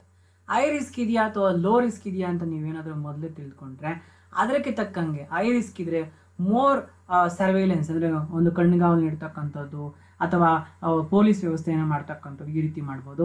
ಅಥವಾ ಕಡಿಮೆ ರಿಸ್ಕ್ ಇದೆ ಅಂತಂದರೆ ಇದನ್ನು ನೀವು ಅಷ್ಟೊಂದು ಸೇಫ್ಟಿ ಮೆಜರ್ಸ್ ತೆಗೆದುಕೊಳ್ಳೋ ಅವಶ್ಯಕತೆ ಇಲ್ಲ. ಸೊ ಇಲ್ಲಿ ಥರ್ಡ್ ಗೈಡೆನ್ಸ್ ಏನಂದರೆ ಪ್ರಿಲಿಮಿನರಿ ಈವೆಂಟ್ ರೇಟಿಂಗ್. ನೀವು ಈವೆಂಟ್ನ high risky or low risky ಅಂತ ಇದನ್ನು ಮೊದಲೇ ರೇಟ್ ಮಾಡಬೇಕು, ಅಂದರೆ ಗುರುತಿಸಬೇಕು. And the fourth guideline is risk management. ಇಲ್ಲಿ ರಿಸ್ಕ್ ಅಂದರೆ ಅನ್ಸರ್ಟೈನಿಟಿ, ಅಂದರೆ ವೆದರ್ ಯಾವುದೋ ಒಂದು ವಿಷಯ ಅದು ಆಗುತ್ತಾ ಆಗೋದಿಲ್ವಾ ಅಂತ ನಮಗೆ ಅನಿಶ್ಚಿತ ಇದ್ದರೆ ಅದು ರಿಸ್ಕ್ ಇದೆ ಅಂತ ಕರಿತೀವಿ. Here the fourth guidance are given to manage the risk. It is about ensuring safety, balancing benefits and risk with a focus on reducing real risk. ನಾವು ಈ ರಿಸ್ಕ್ ಮ್ಯಾನೇಜ್ಮೆಂಟ್ ಮಾಡೋ ಮೂಲಕ ಅಂದರೆ ರಿಸ್ಕನ್ನು ನೀವು ಸಂಪೂರ್ಣವಾಗಿ ಎರಾಡಿಕೇಟ್ ಮಾಡೋಕ್ಕಂತೂ ಆಗೋದಿಲ್ಲ, ಆದರೆ ಸ್ವಲ್ಪ ಕಂಟ್ರೋಲ್ ಮಾಡ್ಬೋದು ಅಥವಾ ನೀವು ಅದನ್ನು ಒಳ್ಳೆ ರೀತಿಯಲ್ಲಿ ಮ್ಯಾನೇಜ್ ಮಾಡ್ಬೋದು. ಆ ಗೈಡೆನ್ಸ್ ನಿಮಗೆ ಇರಬೇಕಾಗುತ್ತೆ. Next guidelines number 5, emergency management. An emergency is any unplanned event that can cause death or significant injuries, disrupt operations, cause physical or environmental damage, threaten the reputation of the event, or decrease the revenue from the event. ಇಲ್ಲಿ emergency management ಅಂತಂದರೆ ಈಗ ಒಂದು event ನಡೀತಾ ಇರ್ತದೆ. ಆ ಈವೆಂಟಲ್ಲಿ ಯಾವುದೋ ಒಂದು fire accident ಆಗ್ಬೋದು, ಅದರಿಂದ ಸ್ವಲ್ಪ ಜನ ಗ್ರಾಹಕರಲ್ಲಿ ಸಾವು ನೋವುಗಳು ಸಂಭವಿಸ್ಬೋದು, ಅಥವಾ ಫಿಸಿಕಲಿ ಡ್ಯಾಮೇಜಸ್ ಆಗ್ಬೋದು. ಇವೆಲ್ಲ ಎಮರ್ಜೆನ್ಸೀಸ್ ನಡೆದಾಗ ಇದನ್ನು ಮ್ಯಾನೇಜ್ ಮಾಡ್ತಕ್ಕಂತಹ ಗೈಡೆನ್ಸ್ನ ನಿರ್ದೇಶನಗಳನ್ನು ಮೊದಲೇ ಸಿದ್ಧತೆ ಮಾಡಿಟ್ಕೊಂಡಿರ್ಬೇಕು. ಎಕ್ಸಾಂಪಲ್, ಕ್ರೌಡ್ ಕ್ರಶ್ ಆಗ್ಬೋದು, ಅಥವಾ ಫೈರ್ ಆಗ್ಬೋದು, ಫುಡ್ ಪಾಯ್ಸನ್ ಆಗಿರ್ಬೋದು, ಅಥವಾ ವೆದರ್ ಕಂಡೀಷನ್ ಬೇರೆ ಇರ್ಬೋದು, ಅಥವಾ ಅರ್ಥಕ್ವೇಕ್ ಅಂದರೆ ಭೂಕಂಪ ಬರೋದು. ಈ ಥರ ಒಂದು ಈವೆಂಟ್ಸ್ ನಡೆದಾಗ ಇದಕ್ಕೆ ಏನು ನಾವು ಮಾಡಬೇಕು, ಯಾವ ರೀತಿ ಮ್ಯಾನೇಜ್ ಮಾಡಬೇಕು ಅಂತ ಮೊದಲೇ ನಾವು ಗೈಡೆನ್ಸ್ನ ತಯಾರು ಮಾಡ್ಕೊಂಡಿರ್ಬೇಕು, ನಿರ್ದೇಶನಗಳನ್ನು ತಯಾರು ಮಾಡ್ಕೊಂಡಿರ್ಬೇಕು. ನಾವು ಈವೆಂಟ್ ಒಂದು ಮ್ಯಾನೇಜ್ ಮಾಡುವಾಗ ಏನೆಲ್ಲ ಗೈಡ್ಲೈನ್ಸ್ನ ಫಾಲೋ ಮಾಡಬೇಕು ಅನ್ನೋ ವಿಚಾರವನ್ನು ತಿಳ್ಕೊಂಡಿದ್ದೀವಿ. ಈಗ ಒಂದು ಈವೆಂಟ್ನ ಕಂಡಕ್ಟ್ ಮಾಡಬೇಕಾದ್ರೆ ಏನೆಲ್ಲ ಪರ್ಮಿಷನ್ಸ್ ಮತ್ತು ಲೈಸೆನ್ಸ್ನ ನಾವು ಹೊಂದಿರಬೇಕು, ಯಾವೆಲ್ಲ ಒಂದು ಅನುಮತಿಗಳನ್ನು ನಾವು ಪಡ್ಕೊಂಡಿರಬೇಕು ಅನ್ನೋದನ್ನು ಡಿಸ್ಕಸ್ ಮಾಡೋಣ. Permits and license for events. It is likely that the venue, then the concessionaries and the subcontractors, etc. will need to have certain license or permissions in place before the event can be held. Many licenses are issued by local authorities, so it's best to take their advice early in the planning stages of event. ಇಲ್ಲಿ ನೀವು ಒಂದು ಈವೆಂಟ್ನ plan ಮಾಡೋಕ್ಕೆ ಮೊದಲು ಆ ಒಂದು ಈವೆಂಟ್ನ ನೀವು ಮಾಡಬೇಕಂತಂದರೆ ಅದಕ್ಕೆ ಏನಾದರೂ ರೆಸ್ಟ್ರಿಕ್ಷನ್ಸ್ ಇದಾವ, ಅಥವಾ ಏನಾದರೂ ಒಂದು ಸ್ಪೆಷಲ್ ಪರ್ಮಿಷನ್ಸ್ನ ನೀವು ಅನುಮತಿಗಳನ್ನು ಪಡೆದುಕೊಳ್ಬೇಕಾ, ಆ ಲೈಸೆನ್ಸ್ ಏನಾದರೂ ಹೊಂದಿರಬೇಕಾ, ಈ ರೀತಿ ಎಲ್ಲ ನೀವು ಏನು ಮಾಡಬೇಕು, ವಿಚಾರವನ್ನು ಪ್ರಾಥಮಿಕ ಹಂತದಲ್ಲೇ ಮಾಡಬೇಕಾಗುತ್ತೆ. ಈಗ ನೋಡೋಣ, ಕೆಲವು ಅಪ್ರಾಪ್ರೇಷನ್ ಆಫ್ ಲೈಸೆನ್ಸ್ ಇನ್ಕ್ಲೂಡ್, ಕೆಲವೆಲ್ಲ ಲೈಸೆನ್ಸ್ ಬೇಕಾಗುತ್ತೆ. ಆದರೆ ಮೊದಲನೇದಾಗಿ PPL, phonographic performance limited license ಅಂತ. PPL ಅಂದರೆ ಫೋನೋಗ್ರಾಫಿಕ್ ಪರ್ಫಾರ್ಮೆನ್ಸ್ ಲಿಮಿಟೆಡ್. ಸೊ ಈ PPL ಲೈಸೆನ್ಸು ಬೇಕಾಗುತ್ತೆ. ಏನು ಈ PPL ಲೈಸೆನ್ಸ್ ಅಂದರೆ, PPL is a license for playing recorded music in public. The license for public performance of music recording. It allows to use other artist musical creation at event with freedom. ಈಗ ನಾವು ಗಮನಿಸ್ತಾ ಇರ್ತೀವಿ, ಅದು ಇತ್ತೀಚಿನ ದಿನಗಳಲ್ಲಿ ಜಾಸ್ತಿ ಆಗಿದೆ. ಮೊದಲೆಲ್ಲ ಏನೂ ಇರಲಿಲ್ಲ.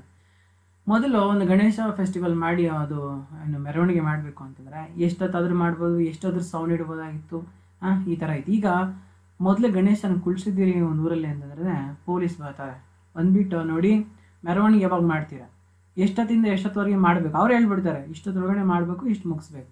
ಮತ್ತು ಇದರಲ್ಲಿ ಏನಾದರೂ ತೊಂದರೆ ಬಂದರೆ ನೀವೇ ಜವಾಬ್ದಾರಿ. ಮತ್ತು ಸೌಂಡ್ ಎಷ್ಟು ಇಡಬೇಕು, ಇದೆಲ್ಲ ಕೂಡ ರಿಸ್ಟ್ರಿಕ್ಷನ್ಸು ಇದ್ದಾವೆ. ಇದು PPL ಅಂದರೆ ಒಂದು ಈವೆಂಟ್ ನೀವು ಆರ್ಗನೈಸ್ ಮಾಡ್ತಾ ಇದ್ದೀರಾ, ಫೋನೋಗ್ರಾಫಿಕ್ ಪರ್ಫಾರ್ಮೆನ್ಸ್ ಲಿಮಿಟೆಡ್. ಅಂದರೆ ಅಲ್ಲಿ ನೀವು ಯಾವ ರೀತಿ ಮ್ಯೂಸಿಕ್ನ ಬಳಸಬೇಕು, ಅದು ಸೌಂಡ್ ಎಷ್ಟಿರಬೇಕು, ಈ ರೀತಿ ಎಲ್ಲ.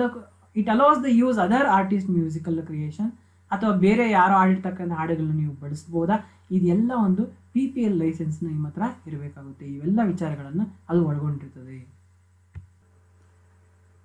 The licensing stream under PPL.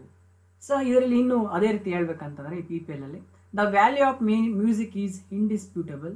Music is everywhere around us, on radio, on television, in films, bars, clubs, discos, gym, restaurant, hotels, office, shopping, malls, concert, festivals, airplanes and taxis. Recording of music are manufactured, sold and distributed on a large scale. Music is important facet in a modern life. So ನಮ್ಮ modern ಲೈಫಲ್ಲಿ music ತುಂಬ important. ಆದರೆ ಈ ಮ್ಯೂಸಿಕ್ನ ಬಳಸಬೇಕಾದ್ರೆ ಅದಕ್ಕೆ ನೀವು PPL ಲೈಸೆನ್ಸ್ನ ನೀವು ಪಡ್ಕೊಂಡಿರಬೇಕು. So ಈ PPL ಲೈಸೆನ್ಸಿಗೆ ಏನೇನು ಹೇಳುತ್ತೆ, ನೀವು ಯಾವ ಮ್ಯೂಸಿಕ್ನ ಬಳಸಬೇಕು, ಅಥವಾ ಬೇರೆ ಆರ್ಟಿಸ್ಟ್ ಆಡಿರ್ತಕ್ಕಂತಹ ಒಂದು ಮ್ಯೂಸಿಕ್ನ ಬಳಸ್ಬೋದಾ, ಎಷ್ಟು ಸೌಂಡ್ ಇಡಬೇಕು, ಯಾವ ಟೈಮಲ್ಲಿ ಪ್ಲೇ ಮಾಡಬೇಕು, ಈ ರೀತಿ ಸುಮಾರು ಫೋನೋಗ್ರಾಫಿಕ್ ಪರ್ಫಾರ್ಮೆನ್ಸ್ ಅಥವಾ ನಾವು ಏನದನ್ನ ಕರಿತೀವಿ ಲೈಸೆನ್ಸ್ ಅಂತ ಕರಿತೀವಿ, ಅದನ್ನು ನಾವು ತೆಗೆದುಕೊಂಡಿರಬೇಕು. ಎರಡನೇದು telecom related license for ring back tones, music messaging, IVRS, mobile audio streaming and audio cinema, mobile embedded, preloaded and other telecom value added services involving the usage of sound recording in whole or in part.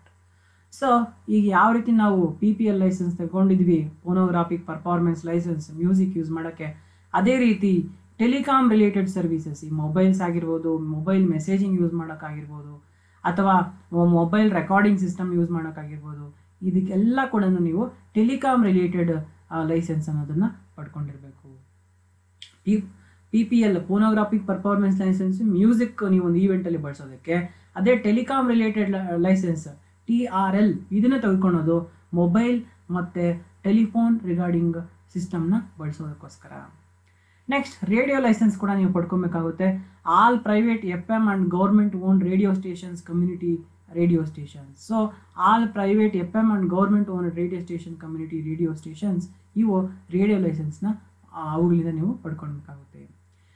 Next public performance or background music licence of sound recording in public, that is excluding domestic home or private vehicle.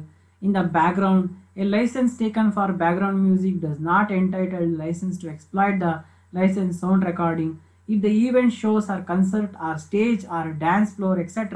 for which a separate additional event license is required to taken. So ಇಲ್ಲಿ public performance ಅಥವಾ ನೀವು ಇಲ್ಲಿ ಪಬ್ಲಿಕಲ್ಲಿ ನೀವು performance ಮಾಡಬೇಕಂತಂದರೆ ಕೂಡ, ಅಲ್ಲಿ music ಹಾಕ್ಬೇಕಂದ್ರೆ ಕೂಡ ಇಲ್ಲಿ ಪಬ್ಲಿಕ್ ಪರ್ಫಾರ್ಮೆನ್ಸ್ ಲೈಸೆನ್ಸ್ನ ನೀವು ಪಡ್ಕೊಂಡಿರಬೇಕಾಗುತ್ತೆ. Next one is excise licence or supply of alcohol organiser needs to procure. Excise license is a tax levied for the sale of excise permission in order to serve alcohol in a live or a recorded music event in India. For hosting a musical event with liquor service inside and outside the premises, one need to have an excise license. ಇಲ್ಲಿ ನೀವು ಗಮನಿಸಿರ್ಬೋದು, ನಮಗೆ excise duty ಅಂತ ಬರುತ್ತೆ. Excise duty ಯಾವ್ದ್ರ ಮೇಲೆ ಬರುತ್ತಪ್ಪ ಅಂತಂದರೆ, ಈ ಲಿಕ್ಕರು ಆಲ್ಕೋಹಾಲ್ ಮೇಲೆ ಎಕ್ಸೈಸ್ ಟ್ಯಾಕ್ಸ್ನ ಏನು ಮಾಡ್ತಾರೆ, ಚಾರ್ಜ್ ಮಾಡ್ತಾರೆ. ಮತ್ತು ಅದರಿಂದ ಬರ್ತಕ್ಕಂತಹ ಒಂದು ಇನ್ಕಮ್ಮು ನಮ್ಮ ಸ್ಟೇಟ್ ಗೌರ್ಮೆಂಟವ್ರಿಗೆ ಹೋಗುತ್ತೆ. ಇಲ್ಲಿ ಯಾರಾದರೂ ನಿಮಗೆ ಲಿಕ್ಕರ್ನ ಎಕ್ಸೈಸ್ ಲೈಸೆನ್ಸ್ ಇಲ್ಲದೆ ಮಾರ್ತಾ ಇದ್ದಾರೆ ಅಂದರೆ ಏನಾಗುತ್ತೆ, ಮುಖ್ಯವಾಗಿ ಏನಾಗುತ್ತಪ್ಪ ಅಂದರೆ ನಮ್ಮ ಸ್ಟೇಟ್ ಗೌರ್ಮೆಂಟ್ಗೆ ಬರ್ತಕ್ಕಂಥ ಆದಾಯ ಬರೋದಿಲ್ಲ. ಯಾಕಂದರೆ ಎಕ್ಸೈಸ್ ಲೈಸೆನ್ಸ್ ತಗೊಂಡ್ರೆ ಅದಕ್ಕೆ ಸುಮಾರು ದುಡ್ಡನ್ನು ಕೊಡಬೇಕಾಗುತ್ತೆ. ಅವ್ರು ಮಾತ್ರ ಆ ಒಂದು ಆಲ್ಕೋಹಾಲ್ನ ಮಾರ್ಬೋದಾಗಿರುತ್ತೆ. ಆ ಎಕ್ಸೈಸ್ ಲೈಸೆನ್ಸ್ ಇಲ್ಲದೆ ಮಾರಿದ್ರೆ ಏನಾಗುತ್ತೆ, ಆ ಎಕ್ಸೈಸ್ ಲೈಸೆನ್ಸ್ನ ಪರ್ಚೇಸ್ ಮಾಡಿಲ್ಲ ಅಂದರೆ ಅದು ಗೌರ್ಮೆಂಟಿಗೆ ಲಾಸ್ ಆಗುತ್ತೆ. ಇಲ್ಲಿ ಎಕ್ಸೈಸ್ ಲೈಸೆನ್ಸ್ ತೊಗೊಳ್ಬೇಕು. ನೀವು ಮಾಡ್ತಕ್ಕಂತಹ ಈವೆಂಟಲ್ಲಿ ಆಲ್ಕೋಹಾಲ್ ಸಪ್ಲೈ ಮಾಡ್ತಿದ್ದೀರಾ, ಅಥವಾ ನೀವೊಂದು ಏನೊಂದು ಯಾವುದೋ ಒಂದು ಬಾರ್ ರೆಸ್ಟೋರೆಂಟ್ ನಡೆಸ್ತಾ ಇದ್ದೀರಿ ಅಂದರೆ ಅಲ್ಲಿ ಎಕ್ಸೈಸ್ ಲೈಸೆನ್ಸ್ ಇರಬೇಕು. ಈಗ ಇತ್ತೀಚೆಗೆ ನಾನು ಒಂದು ಘಟನೆ ನೋಡಿದೆ. ಒಂದು ಹೋಟೆಲಲ್ಲಿ ಆಯಿತಾ, ಒಂದು ನಾನ್ ವೆಜ್ ಹೋಟೆಲ್ ಮೇಲೆ ಪೊಲೀಸ್ ರೈಡ್ ಆಯಿತು. ಅಲ್ಲಿ ಏನು ಅವರು ಎಷ್ಟೋ ಒಂದಷ್ಟು ಆಲ್ಕೋಹಾಲ್ ಬಾಟಲ್ ಸಿಕ್ತು, ಅವರು ಆ ಒಂದು ಓನರ್ನ ಅರೆಸ್ಟ್ ಮಾಡಿದರು. ಅದೇ ಇನ್ನೊಂದು ಹೋಟೆಲನ್ನು ನಾನು ನೋಡಿದೆ, ಅಲ್ಲಿ ನಾನ್ ವೆಜ್ಜು ಸಿಗುತ್ತೆ, ಆಮೇಲೆ ಡ್ರಿಂಕ್ಸ್ ಕೂಡ ಸಿಗುತ್ತೆ, ಯಾರು ಕೂಡ ಅವ್ರನ್ನೇನು ಕೇಳಲ್ಲ. ಯಾಕೆ ಇಲ್ಲಿ ಪೊಲೀಸ್ ಅರೆಸ್ಟ್ ಮಾಡಿದರು ಆಲ್ಕೋಹಾಲ್ ಬಾಟಲ್ ಸಿಕ್ಕಿದ್ದಕ್ಕೆ?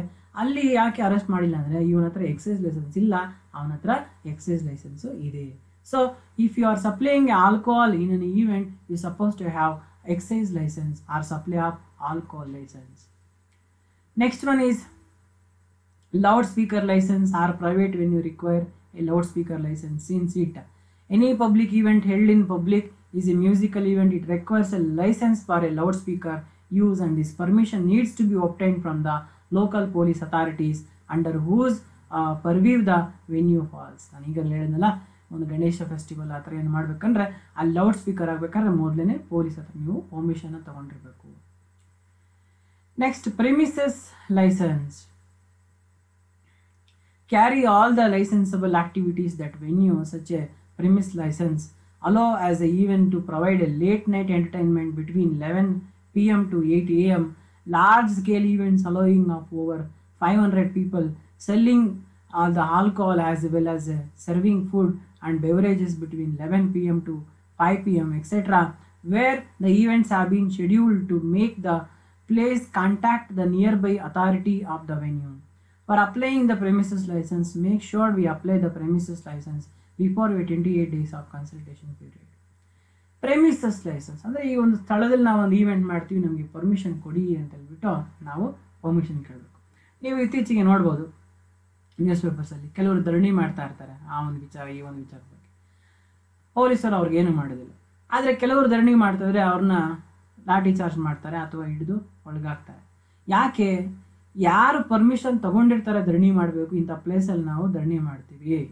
ಈ ಕೋಲಾರಲ್ಲಿ ಸರ್ವಜ್ಞ ಪಾರ್ಕ್ ಹತ್ರ ನಾವು ಧರಣಿ ಮಾಡ್ತೀವಿ, ಇಲ್ಲ ಮುಳುಬಾಗ್ಲಲ್ಲಿ ನಾವು ಅಂಬೇಡ್ಕರ್ ಸರ್ಕಲ್ ಹತ್ರ ಧರಣಿ ಮಾಡ್ತೀವಿ ಅಂತ ನೀವು ಮೊದಲೇ ಪರ್ಮಿಷನ್ ತಗೊಂಡಿದ್ರೆ ನೀವು ಧರಣಿ ಮಾಡಿ, ನಿಮ್ಗೆ ಕೊಟ್ಟಿರೋ ಟೈಮಲ್ಲಿ ಯಾರು ನಿಮ್ಮನ್ನು ಮಾತಾಡ್ಸಲ್ಲ.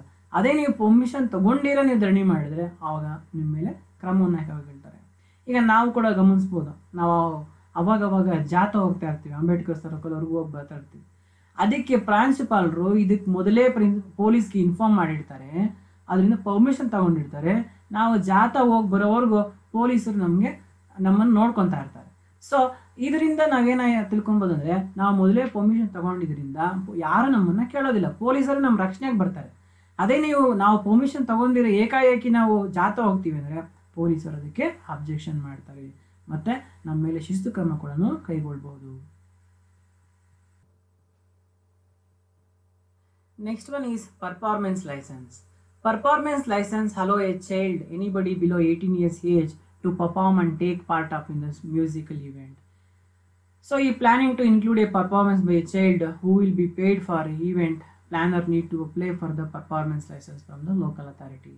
ನೀವು ಗಮನಿಸಿರ್ಬೋದು, ಕೆಲವು ಆರ್ಕೆಸ್ಟ್ರಾ ಮತ್ತು ಕೆಲವು ಈವೆಂಟ್ಸಲ್ಲಿ ಚಿಕ್ಕ ಮಕ್ಕಳನ್ನ ಕರ್ಕೊಂಡ್ಬಂದು ಅವ್ರ ಕೈಯಲ್ಲಿ ಪರ್ಫಾರ್ಮೆನ್ಸ್ ಮಾಡಿಸ್ತಾ ಇರ್ತಾರೆ.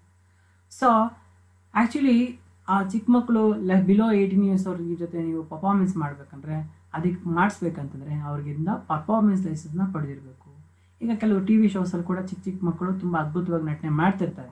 ಆ ಥರ ಅವ್ರು ಈವೆಂಟ್ ಮಾಡಬೇಕಂದ್ರೆ ಮೊದಲೇ ಪರ್ಫಾರ್ಮೆನ್ಸ್ ಲೈಸೆನ್ಸ್ನ ಪಡೆದುಕೊಂಡು ಬಂದಿರೋದ್ರಿಂದ ಆ ಚಿಕ್ಕ ಮಕ್ಕಳನ್ನ ಅದರಲ್ಲಿ ನಟನೆ ಮಾಡೋಕ್ಕೆ ಸಾಧ್ಯ ಆಗುತ್ತೆ. ಇಲ್ಲಾಂದರೆ ಯಾರು ಆ ಚಿಕ್ಕ ಮಕ್ಕಳ ಕೈಯಲ್ಲಿ ನಟನೆ ಮಾಡಿಸ್ತಾರೆ ಅವ್ರ ಮೇಲೆ ಶಿಸ್ತು ಕ್ರಮವನ್ನು ಕೈಗೊಳ್ಳಬೇಕಾಗುತ್ತೆ. Next one is building control and temporary structure licence. If considering converting the use of a building, erecting, staging, etc., we will require the assistance of the relevant local authority department and may perhaps require temporary license. ಈಗ ನಾವು ಎಲ್ಲ ಒಂದು event ಮಾಡಬೇಕು, ಅಲ್ಲಿ ಒಂದು tent ಹಾಕಬೇಕು ಅಥವಾ ಅಲ್ಲಿ ಒಂದು ಸ್ಟೇಜ್ ಹಾಕಬೇಕು ಅಂತಂದರೆ, ಈಗ ನಾವು ಒಂದು ಸ್ಟೇಜ್ ಹಾಕ್ತೀವಿ, ಅಲ್ಲಿ ಎಲ್ಲಿ ಸ್ಟೇಜ್ ಹಾಕ್ತೀವಿ, ಅಲ್ಲಿ ಸರ್ಕಲ್ ಇದೆ, ಆ ಸರ್ಕಲಲ್ಲಿ ಸ್ಟೇಜ್ ಹಾಕ್ತೀವಿ. ಆ ಸ್ಟೇಜ್ ಹಾಕಿದರೆ ಏನಾಗುತ್ತೆ, ಬಸ್ಸು ಕಾರು ಅಥವಾ ವೆಹಿಕಲ್ಸ್ ಓಡಾಡೋಕ್ಕೆ ತೊಂದರೆ ಆಗುತ್ತೆ. ಆಗ ನಮ್ಮ ಮೇಲೆ ಶಿಸ್ತು ಕ್ರಮವನ್ನು ಕೈಗೊಳ್ತಾರೆ. ಆದರೂ ನಾವು ಗಮನಿಸಿದ್ದೀವಿ ಕೆಲವೊಂದು ಟೈಮಲ್ಲಿ ಗಣೇಶ ಫೆಸ್ಟಿವಲ್ಲು ಅಥವಾ ಕೆಲವೊಂದು ಸೆಲೆಬ್ರೇಷನ್ ಟೈಮಲ್ಲಿ ರೋಡ್ ಮಧ್ಯದಲ್ಲೇ ಸ್ಟೇಜ್ ಹಾಕಿರ್ತಾರೆ. ಬಸ್ಸು ಕಾರು ಹೋಗೋದಕ್ಕೆ ಕಷ್ಟ ಆದರೂ ಕೂಡ ಅಡ್ಜಸ್ಟ್ ಮಾಡ್ಕೊಂಡು ಹೋಗ್ತಾ ಇರ್ತಾರೆ, ಅವ್ರನ್ನ ಯಾರೂ ಕೇಳೋದಿಲ್ಲ. ಕಾರಣ ಏನಪ್ಪ ಅಂದರೆ ಅವರು ನಾವು ಈಗ ಗಣೇಶ ಫೆಸ್ಟಿವಲ್ ಮಾಡ್ತಿದ್ದೀವಿ ಅಂತೇಳ್ಬಿಟ್ಟು ಮೊದಲೇ ಪರ್ಮಿಷನ್ ತೊಗೊಂಡು ಇಷ್ಟು ದಿನ ನಾವು ಸ್ಟೇಜ್ ಹಾಕ್ತೀವಿ ಅಂತೇಳಿ ಸ್ಟೇಜ್ ಹಾಕಿರ್ತಾರೆ. ಸೊ ಹಂಗಾಗಿ ಅವ್ರನ್ನ ಯಾರು ಕೂಡ ಪ್ರಶ್ನೆ ಮಾಡೋದಿಲ್ಲ.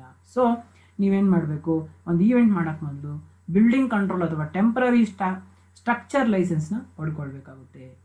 ಈ ಟೆಂಟ್ ಹಾಕೋದಕ್ಕೆ, ಸ್ಟೇಜ್ ಹಾಕೋದಕ್ಕೆ ಅಥವಾ ಒಂದು ಕಟ್ಟಡವನ್ನು ನಿರ್ಮಿಸೋದಕ್ಕೆ ಇದಕ್ಕೆಲ್ಲವನ್ನು ನೀವು ಮೊದಲೇ ಪರ್ಮಿಷನ್ನ ತೆಗೆದುಕೊಂಡಿರಬೇಕು. Next one and last one is street traders license, usually required when the sale of goods in operation or where food or hot or cold beverages are sold, issued by the local authority.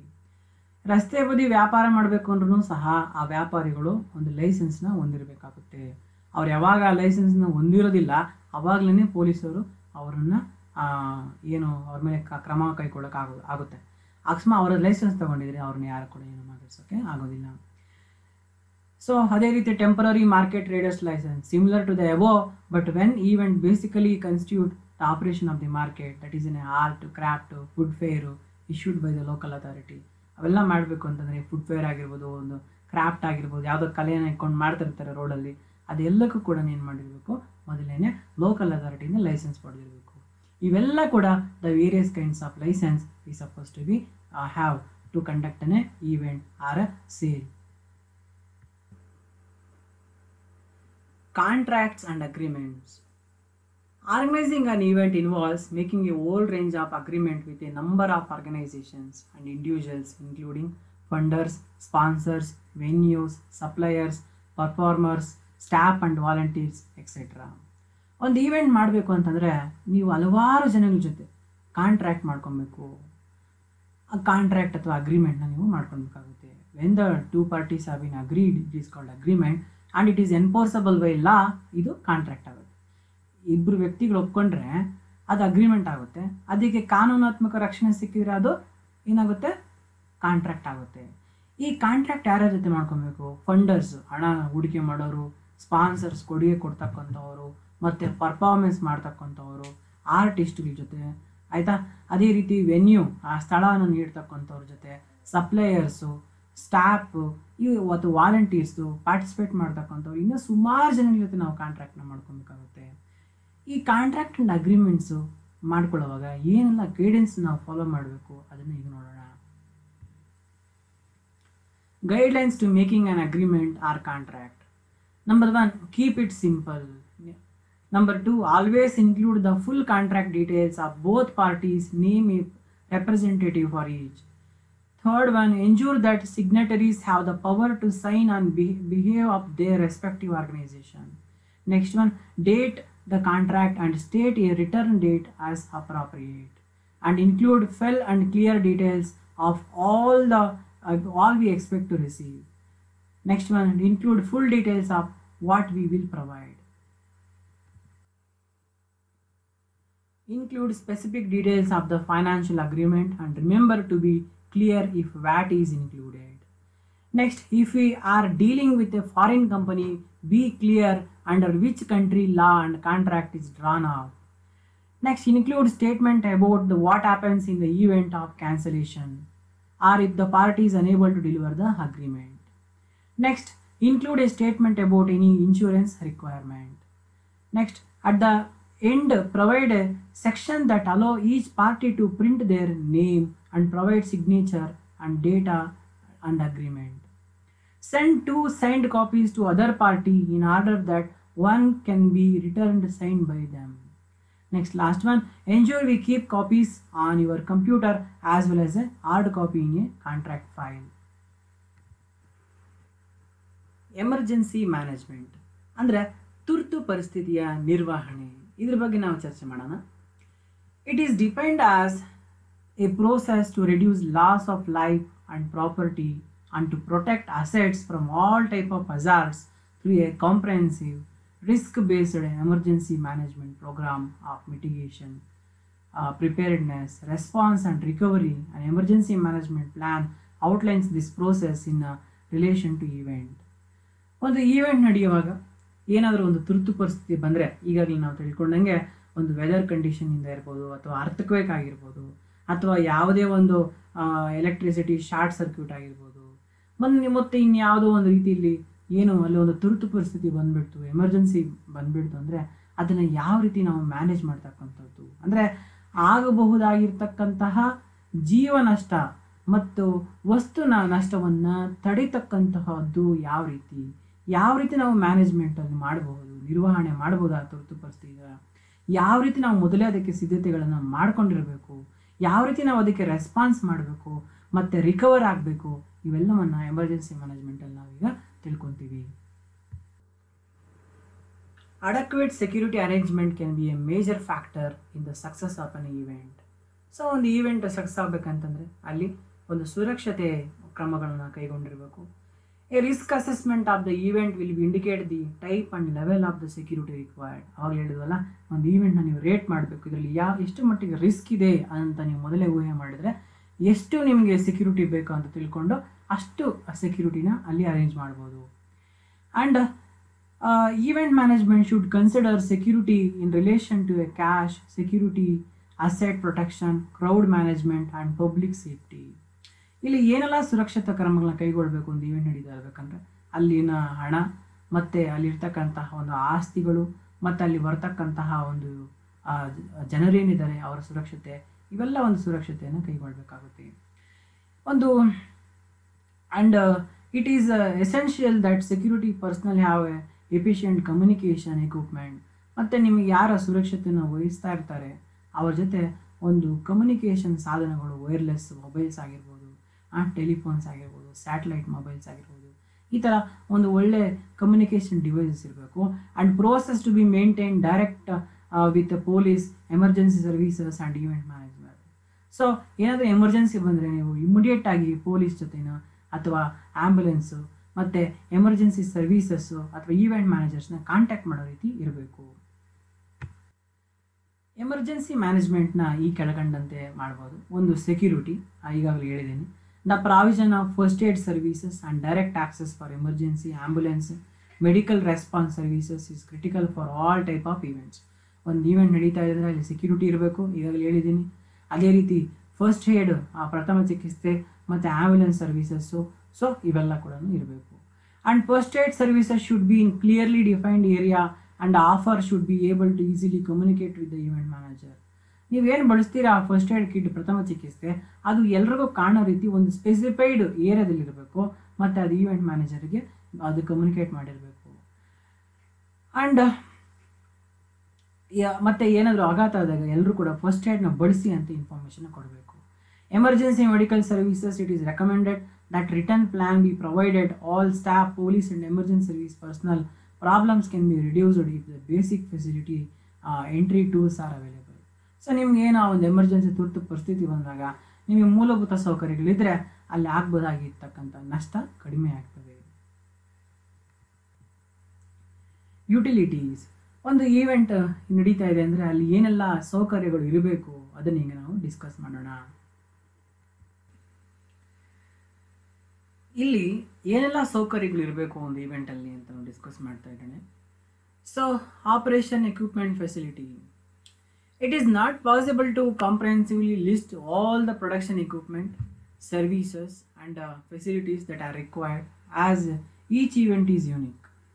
ಇಲ್ಲಿ ಏನೆಲ್ಲ ಸೌಕರ್ಯಗಳು ಇರಬೇಕು ಅಂತ ಸಂಪೂರ್ಣವಾಗಿ list ಮಾಡೋದು ಕಷ್ಟ ಆಗ್ತದೆ, ಯಾಕಂದರೆ ಒಂದೊಂದು ಈವೆಂಟಲ್ಲಿ ಒಂದೊಂದು ಸೌಕರ್ಯಗಳು ಬೇಕಾಗ್ತದೆ. ಆದರೂ ಕೆಲವೊಂದನ್ನು ನಾವಿಲ್ಲಿ ಲಿಸ್ಟ್ ಮಾಡಿದ್ದೀವಿ. Place equipment and plant as a close possible where it is need without impending a audience fee and affecting audience enjoyment. This is also helpful to reduce the amount of cabling required. ಇಲ್ಲಿ first of all ಒಂದು event ನಡೀತಾ ಇದೆ ಅಂದರೆ ಅಲ್ಲಿ ವಿಶಾಲವಾಗಿರ್ತಕ್ಕಂಥ ಒಂದು ಪ್ರದೇಶ ಇರಬೇಕು. ಏನು ಎಲ್ಲ ರೀತಿಯಲ್ಲೂ ಆಡಿಯನ್ಸ್ಗೆ ಆ ಒಂದು ಈವೆಂಟು ನೋಡೋದಕ್ಕೆ ಅನುಕೂಲ ಆಗೋ ರೀತಿ ವಿಶಾಲವಾಗಿರ್ತಕ್ಕಂತಹ ಒಂದು ಪ್ರದೇಶ ಇರಬೇಕು. ಅಲ್ಲಿ ಅಸ್ತವ್ಯಸ್ತವಾಗಿರಬಾರ್ದು.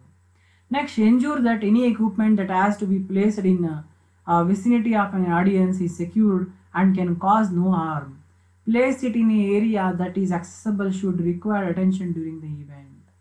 ಸೊ ನಾವು ಏನು ಎಲ್ಲ ಒಂದು ಎಕ್ವಿಪ್ಮೆಂಟ್ಸ್ನ ಇಟ್ಟಿದ್ದೀವಿ, ಅದು ಸ್ಪೀಕರ್ಸ್ ಆಗಿರ್ಬೋದು, ಮೈಕ್ಸ್ ಆಗಿರ್ಬೋದು, ಬೇರೆ ಯಾವುದೋ ಜನ್ರೇಟರ್ ಆಗಿರ್ಬೋದು, ಮುಂತಾದಕ್ಕಂಥ ಎಕ್ವಿಪ್ಮೆಂಟ್ಸು ಅವು ಯಾರು ಜನಸಾಮಾನ್ಯರು ಅವ್ರ ಹತ್ರ ಹೋಗದೇ ಇರೋ ರೀತಿ ಇಲ್ಲಿ ಇಟ್ಟಿದ್ದೀವ, ಆ ಒಂದು ಸೌಲಭ್ಯ ಇದೆಯಾ, ಮತ್ತು ಅವಶ್ಯಕತೆ ಬಿದ್ದಾಗ ಅವುಗಳನ್ನು ಅತಿ ವೇಗವಾಗಿ ಬಡಿಸ್ತಕ್ಕಂತಹ ಒಂದು ಸೌಲಭ್ಯ ಇದೆಯಾ, ಇದನ್ನು ನಾವು ನೋಡಬೇಕು. ಎರಡನೇ ಸೌಲಭ್ಯ.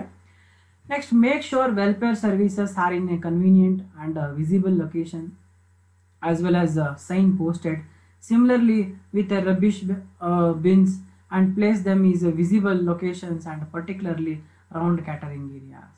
ಸೊ ನಮ್ಮ ವೆಲ್ಫೇರ್ ಏನಿದ್ದಾವೆ ಫೆಸಿಲಿಟೀಸು ಲೈಕ್ ಫಸ್ಟ್ ಏಡ್ ಆಗಿರ್ಬೋದು ಅಥವಾ ವಾಟರ್ ಫೆಸಿಲಿಟೀಸ್ ಆಗಿರ್ಬೋದು ಅಥವಾ ಫುಡ್ ಕೌಂಟರ್ಸ್ ಆಗಿರ್ಬೋದು ಮತ್ತು ಕೆಲವು ಇನ್ಸ್ಟ್ರಕ್ಷನ್ಸ್ ಆಗಿರ್ಬೋದು, ಇವೆಲ್ಲವನ್ನು ನಾವು ರೈಟ್ ಪ್ಲೇಸಲ್ಲಿ ಇಟ್ಟಿದ್ದೀವ, ಎಲ್ರಿಗೂ ಕಾಣೋ ರೀತಿಯಲ್ಲಿ ಇಟ್ಟಿದ್ದೀವ ಅನ್ನೋದನ್ನು ನಾವಿಲ್ಲಿ ಅವು ಕೂಡ ಒಂದು ಸೌಕರ್ಯಗಳಿದಾವ ಅನ್ನೋದನ್ನು ನೋಡಬೇಕಾಗುತ್ತೆ.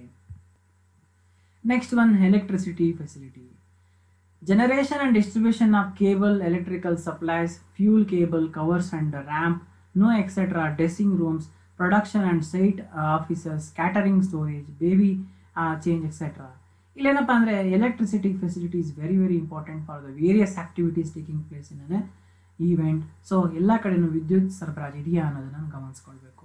Next one, transport and vehicles, cherry picker, crane, off road vehicles, flat way trucks, van, car, ಈ ರೀತಿಯಾಗಿರ್ತಕ್ಕಂಥ ಆಫೀಸ್ ಎಕ್ವಿಪ್ಮೆಂಟ್, ಕಂಪ್ಯೂಟರು, ಪ್ರಿಂಟರು, ಈ ರೀತಿಯಾಗಿರ್ತಕ್ಕಂತಹ ಎಲ್ಲ ಫೆಸಿಲಿಟೀಸ್ ಇದಾವ ಅಂತ ಗಮನಿಸಬೇಕು.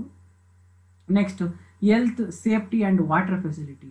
ಈ health safety and water facility ಇದೆಯಾ ಅದನ್ನು ಗಮನಿಸಬೇಕು. Next, health safety and water are high priority areas in event organisation. ಒಂದು ಈವೆಂಟ್ ನಡೀತಾ ಇದೆ ಅಂದರೆ ಅಲ್ಲಿ ಆ ಹೆಲ್ತ್ ಅಂದರೆ ಫಸ್ಟ್ ಏಡ್ ಸಂಬಂಧಪಟ್ಟಂಗೆ ಅಥವಾ ಮೆಡಿಸಿನ್ಸ್ ಆಗಿರ್ಬೋದು ಮತ್ತು ಸೇಫ್ಟಿ ಮತ್ತು ವಾಟರ್ ಫೆಸಿಲಿಟೀಸು ತುಂಬ ವೆರಿ ಇಂಪಾರ್ಟೆಂಟ್. ಅಷ್ಟೆಲ್ಲ ಫೆಸಿಲಿಟೀಸ್ ಜೊತೆಗೆ the following agencies also very active in the health and sub groups. ಯಾವುವು? ಒಂದು ಪೊಲೀಸು, ಇನ್ನೊಂದು ಫೈರ್ ಬ್ರಿಗೇಡ್ ಅಂದರೆ ಅಗ್ನಿಶಾಮಕ ದಳ ಅಂತ ಕರಿತೀವಲ್ವ, ಬೆಂಕಿ ಆದಾಗ ನಂದಿಸ್ತಕ್ಕಂಥವ್ರು ಅವರು,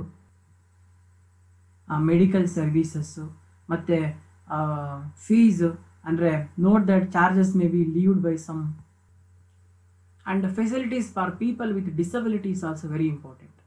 on inclusive approach is required for all aspect of event planning. People with disabilities ಅಂದರೆ ಯಾರು ಫಿಸಿಕಲಿ ಚಾಲೆಂಜಿಂಗ್ ಇರ್ತಾರೆ ಅವ್ರಿಗೆ ಈಗ ಮೆಟ್ಟಿಗಳು ಹತ್ತಕ್ಕಾಗೋದಿಲ್ಲ, ಸೊ ಅವ್ರಿಗೆ ಒಂದು ಏನು ನಾವು ಕರಿತೀವಿ ಅವ್ರಿಗೆ ಇಳಿಜಾರನ್ನು ನಿರ್ಮಿಸ್ತಕ್ಕಂಥದ್ದು, ವೀಲ್ ಚೇರ್ ಹತ್ತೋದಕ್ಕೆ ಈಸಿ ಆಗೋ ರೀತಿ. ಸೊ ಈ ಥರ ಈ ಹೆಲ್ತ್ ಮತ್ತು ಸೇಫ್ಟಿ ಸಂಬಂಧ ಆಪರೇಷನ್ಸ್ ಎಕ್ವಿಪ್ಮೆಂಟ್ ಸಂಬಂಧಪಟ್ಟಂಗೆ ನಾವು ಈ ಕೆಳಕಂಡ ವಿಚಾರಗಳನ್ನ ಕೂಡ ನಾವು ಗಮನಿಸ್ಬೋದು.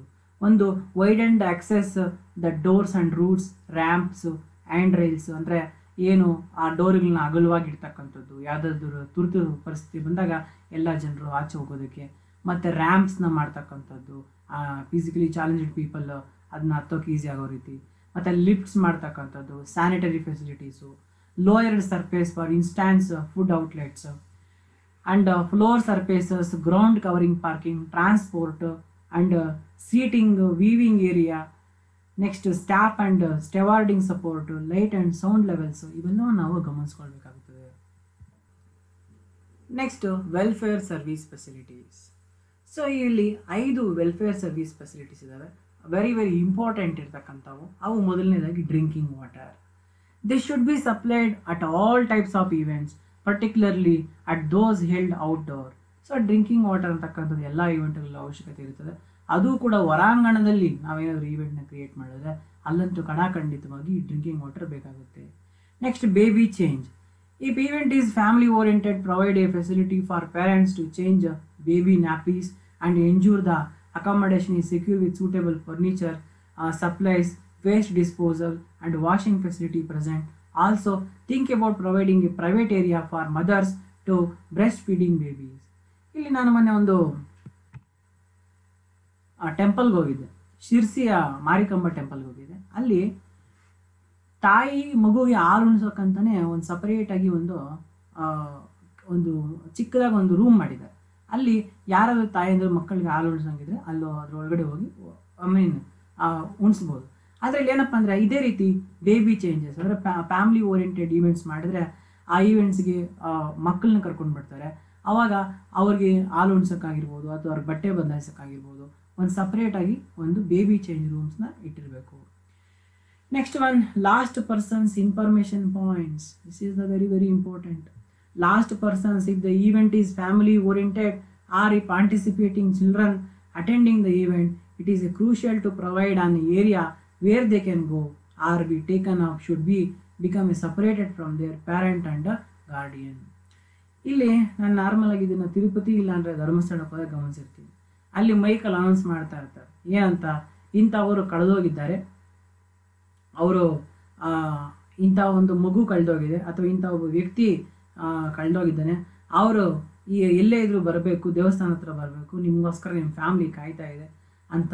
ಇಲ್ಲಾಂದರೆ ಇನ್ನೊಂದು ಥರ ಅನೌನ್ಸ್ ಮಾಡ್ತಾ ಇರ್ತಾರೆ, ಏನು ನಮಗೆ ಇಲ್ಲಿ ಯಾರೋ ಒಂದು ಮಗು ಸಿಕ್ಕಿದೆ, ಆ ಮಗು ಹೆಸರು ರಾಘವೇಂದ್ರ ಅಂತ, ಇವ್ರ ಪ್ಯಾರೆಂಟ್ಸ್ ಎಲ್ಲೇ ಇದ್ರೂ ದೇವಸ್ಥಾನ ಹತ್ರ ಬರಬೇಕು ಅಂತ. ಈ ಒಂದು ಫೆಸಿಲಿಟಿ ಏನಿದೆ, lost person and information points, ಈ ಫೆಸಿಲಿಟಿ ಕೂಡ very important facility in the welfare service facility. Next one is information points ಆಯಿತು. Next one information points. So depending on the complexity, length and type of an event, it may be wise to have a point or point of information. Those stopping these positions should be knowledgeable about the event. The venue, site, parking. Next ನಾವು information points ಬಗ್ಗೆ discuss ಮಾಡ್ತೀವಿ. The fourth welfare facility is information points. ಅಂದರೆ last person and information points ಅದು ಬೇರೆ, ಈ information points ಬೇರೆ. ಅದು last person and information points ಏನಂತಂದರೆ, ಯಾರಾದ್ರು ವ್ಯಕ್ತಿಲಿ ಕಳೆದೋದ್ರೆ ಸೊ ಅವರನ್ನು ಅವರ ಪೇರೆಂಟ್ಸ್ ಜೊತೆಗೆ, ಅವ್ರ ಫ್ಯಾಮಿಲಿ ಜೊತೆಗೆ ತಲುಪಿಸ್ತಕ್ಕಂಥದ್ದು. ಆದರೆ ಇಲ್ಲಿ ಇನ್ಫಾರ್ಮೇಷನ್ ಪಾಯಿಂಟ್ಸ್ ಅಂತಂದರೆ, ಒಂದು ಈವೆಂಟ್ ನಡೀತಾ ಇರೋದು, ಸುಮಾರು ಒಂದು ದೊಡ್ಡ ಈವೆಂಟ್ ನಡೀತಾ ಇರ್ತದೆ ಆಯಿತಾ, ಒಂದು 10 ಎಕರೆ ಜಾಗದಲ್ಲಿ ನಡೀತಾ ಇರ್ತದೆ, ಯಾವುದೋ ಒಂದು ಫುಡ್ ಫೆಸ್ಟ್ ಆಗಿರ್ಬೋದು ಅಥವಾ ಎಕ್ಸಿಬಿಷನ್ ಆಗಿರ್ಬೋದು, ಈ ಥರ. ಆವಾಗ ಅಲ್ಲಿ ಮಾಹಿತಿ ಬೇಕು ಜನಗಳಿಗೆ, ಇಲ್ಲಿ ಏನಿದೆ, ಯಾವ ಥರ ಇದೆ ಅಂತ ಮಾಹಿತಿ ಕೊಡ್ತಕ್ಕಂಥವ್ರು ಬೇಕಾಗ್ತಾರೆ. ಸೊ ಅದನ್ನು ಇನ್ಫಾರ್ಮೇಷನ್ ಪಾಯಿಂಟ್ಸ್ ಅಂತೀವಿ. ಅಲ್ಲಿ ಆ ಒಂದು ಈವೆಂಟ್ ನಡೀತಾ ಇರ್ತಕ್ಕಂಥ ಜಾಗದಲ್ಲಿ ಹಲವಾರು ಕಡೆ ಏನು ಈ ಇನ್ಫಾರ್ಮೇಷನ್ ಪಾಯಿಂಟ್ಸ್ ಆಯಿತಾ, ಮಾಹಿತಿ ಕೊಡ್ತಕ್ಕಂತಹ ಒಂದು ಸೆಂಟರ್ಸ್ನ ಓಪನ್ ಮಾಡಿ, ಯಾರಾದ್ರೂ ಅವಶ್ಯಕತೆ ಬಿದ್ದರೆ ಆ ಈವೆಂಟ್ ಸಂದರ್ಭಪಟ್ಟಂಗೆ ಅವರು ಮಾಹಿತಿಯನ್ನು ಪಡೆಯೋ ರೀತಿ ಇರಬೇಕು. ಆಮೇಲೆ ಇನ್ನೊಂದು ವಿಷಯ ಏನಪ್ಪ ಅಂತಂದರೆ, ಇಲ್ಲಿ ಆ ಮಾಹಿತಿ ಕೊಡೋರಿಗೆ ಸಂಪೂರ್ಣವಾಗಿ ಈವೆಂಟ್ ಬಗ್ಗೆ ಮಾಹಿತಿ ಇರಬೇಕು. ಸೊ ಇದು ವಿಷಯನ ಗಮನದಲ್ಲಿ ಇಟ್ಕೊಬೇಕಾಗುತ್ತೆ. Next, last property. A point for last property is appropriate at event of all types and sizes. Agree a procedure in advance with those staffing the area to ensure that property is being reunited with the correct owner.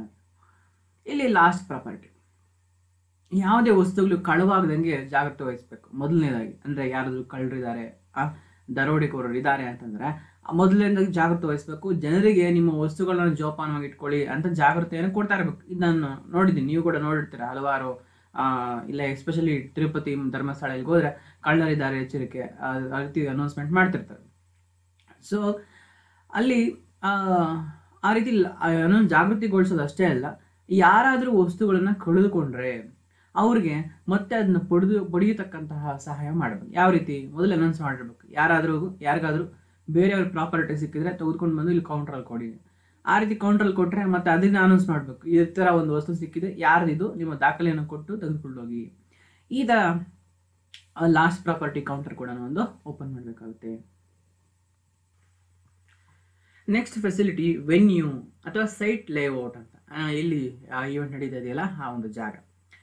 For outdoor events where a standing crowd gathers in a defined space to watch the entertainment, such as a street theater and music events, the general acceptance for a clear path, open space with a reasonable view of the performance is required. ಇಲ್ಲಿ ನೀವು ಒಂದು event ನಡೆಸ್ತಾ ಇದ್ದೀರಾ, ಅದರಲ್ಲೂ outdoor ಈವೆಂಟ್ನ ನಡೆಸ್ತಾ ಇದ್ದೀರಾ, ಇಲ್ಲಿ ಜನ ಬಂದು ನಿಂತು ನೋಡಬೇಕಾಗಿರ್ತದೆ. ಎಕ್ಸಾಂಪಲ್ ಯಾವುದೋ ಒಂದು ಡ್ರಾಮಾ ನಡೀತಾ ಇರ್ಬೋದು ಅಥವಾ ಮ್ಯೂಸಿಕ್ ಕನ್ಸರ್ಟ್, ಅಲ್ಲಿ ನೀವು ಮೊದಲೇ ಎಂಜಾಯ್ ಮಾಡಿರಬೇಕು. ನೀವು ನಡೆಸ್ತಾ ಇರತಕ್ಕಂಥ ಜಾಗ ಅದು ಸಮತಟ್ಟಾಗಿರಬೇಕು, ಫ್ಲ್ಯಾಟ್ ಆಗಿರಬೇಕು, ಮತ್ತು ಎಲ್ಲರೂ ಕೂಡ ನಿಂತು ಅಥವಾ ಕೂತು ಆ ಒಂದು ಕನ್ಸರ್ಟ್ ಆಗಿರ್ಬೋದು, ಆ ಒಂದು ಪ್ರೋಗ್ರಾಮ್ನ ನೋಡೋ ರೀತಿ ಇರಬೇಕು. ಉದಾಹರಣೆಗೆ ಇದನ್ನೆಲ್ಲ ಕೂಡ ದೊಡ್ಡ ಸ್ಟೇಡಿಯಮ್ ಸೆಲೆಕ್ಟ್ ಮಾಡ್ಕೊತಾರೆ. ಕೋಲಾರಲ್ಲಿ ನಡೆದ್ರೆ ಅಲ್ಲಿ ಜೂನಿಯರ್ ಕಾಲೇಜ್ ಸ್ಟೇಡಿಯಂ ಇದೆಲ್ಲ ಅಲ್ಲಿ ಮಾಡ್ತಾರೆ. ಮುಳಬಾಗಲಲ್ಲಿ ನಡೆದ್ರೆ ಅಲ್ಲಿ ಮುಳಬಾಗಲಲ್ಲಿ ಸ್ಟೇಡಿಯಮಲ್ಲಿ ಮಾಡ್ತಾರೆ. ಈ ಥರ ಫ್ಲ್ಯಾಟ್ ಆಗಿರ್ತಕ್ಕಂಥ ಮತ್ತು ಸುಮಾರು ಜನ ಬಂದು ಸೇರಿ ನೋಡೋದಕ್ಕೆ ಅನುಕೂಲವಾಗಿರ್ತಕ್ಕಂತಹ ಒಂದು ಸ್ಥಳಗಳನ್ನು ಆಯ್ಕೆ ಮಾಡ್ಕೊಳ್ಬೇಕು. ಇದು venue, site or layout facility. The last concept of this chapter is taxes applicable. ಒಂದು ಈವೆಂಟ್ ಮಾಡ್ತಿದ್ದೀರಾ ಅಂತಂದರೆ ಆ ಈವೆಂಟ್ ಸಂಬಂಧಪಟ್ಟಂಗೆ ಏನೆಲ್ಲ ಟ್ಯಾಕ್ಸಸ್ ನೀವು ಕಟ್ಟಬೇಕಾಗ್ತದೆ ಗೌರ್ಮೆಂಟ್. ನಿಮ್ಗೆಲ್ಲರಿಗೂ ಗೊತ್ತು, tax is a compulsory payment made by a citizen to the government. ನಾವು ಕಟ್ಟುವಂತಹ ಟ್ಯಾಕ್ಸಿಂದನೇ ಗೌರ್ಮೆಂಟ್ನ ಇನ್ಕಮ್ ಬರ್ತಕ್ಕಂಥದ್ದು ಮತ್ತು ಅದು ಎಕ್ಸ್ಪೆನ್ಸಸ್ನ ಮೀಟ್ ಮಾಡ್ತಕ್ಕಂಥದ್ದು ಕೂಡ ನಾವು ಕಟ್ಟೋವಂಥ ಟ್ಯಾಕ್ಸಿಂದಾನೆ.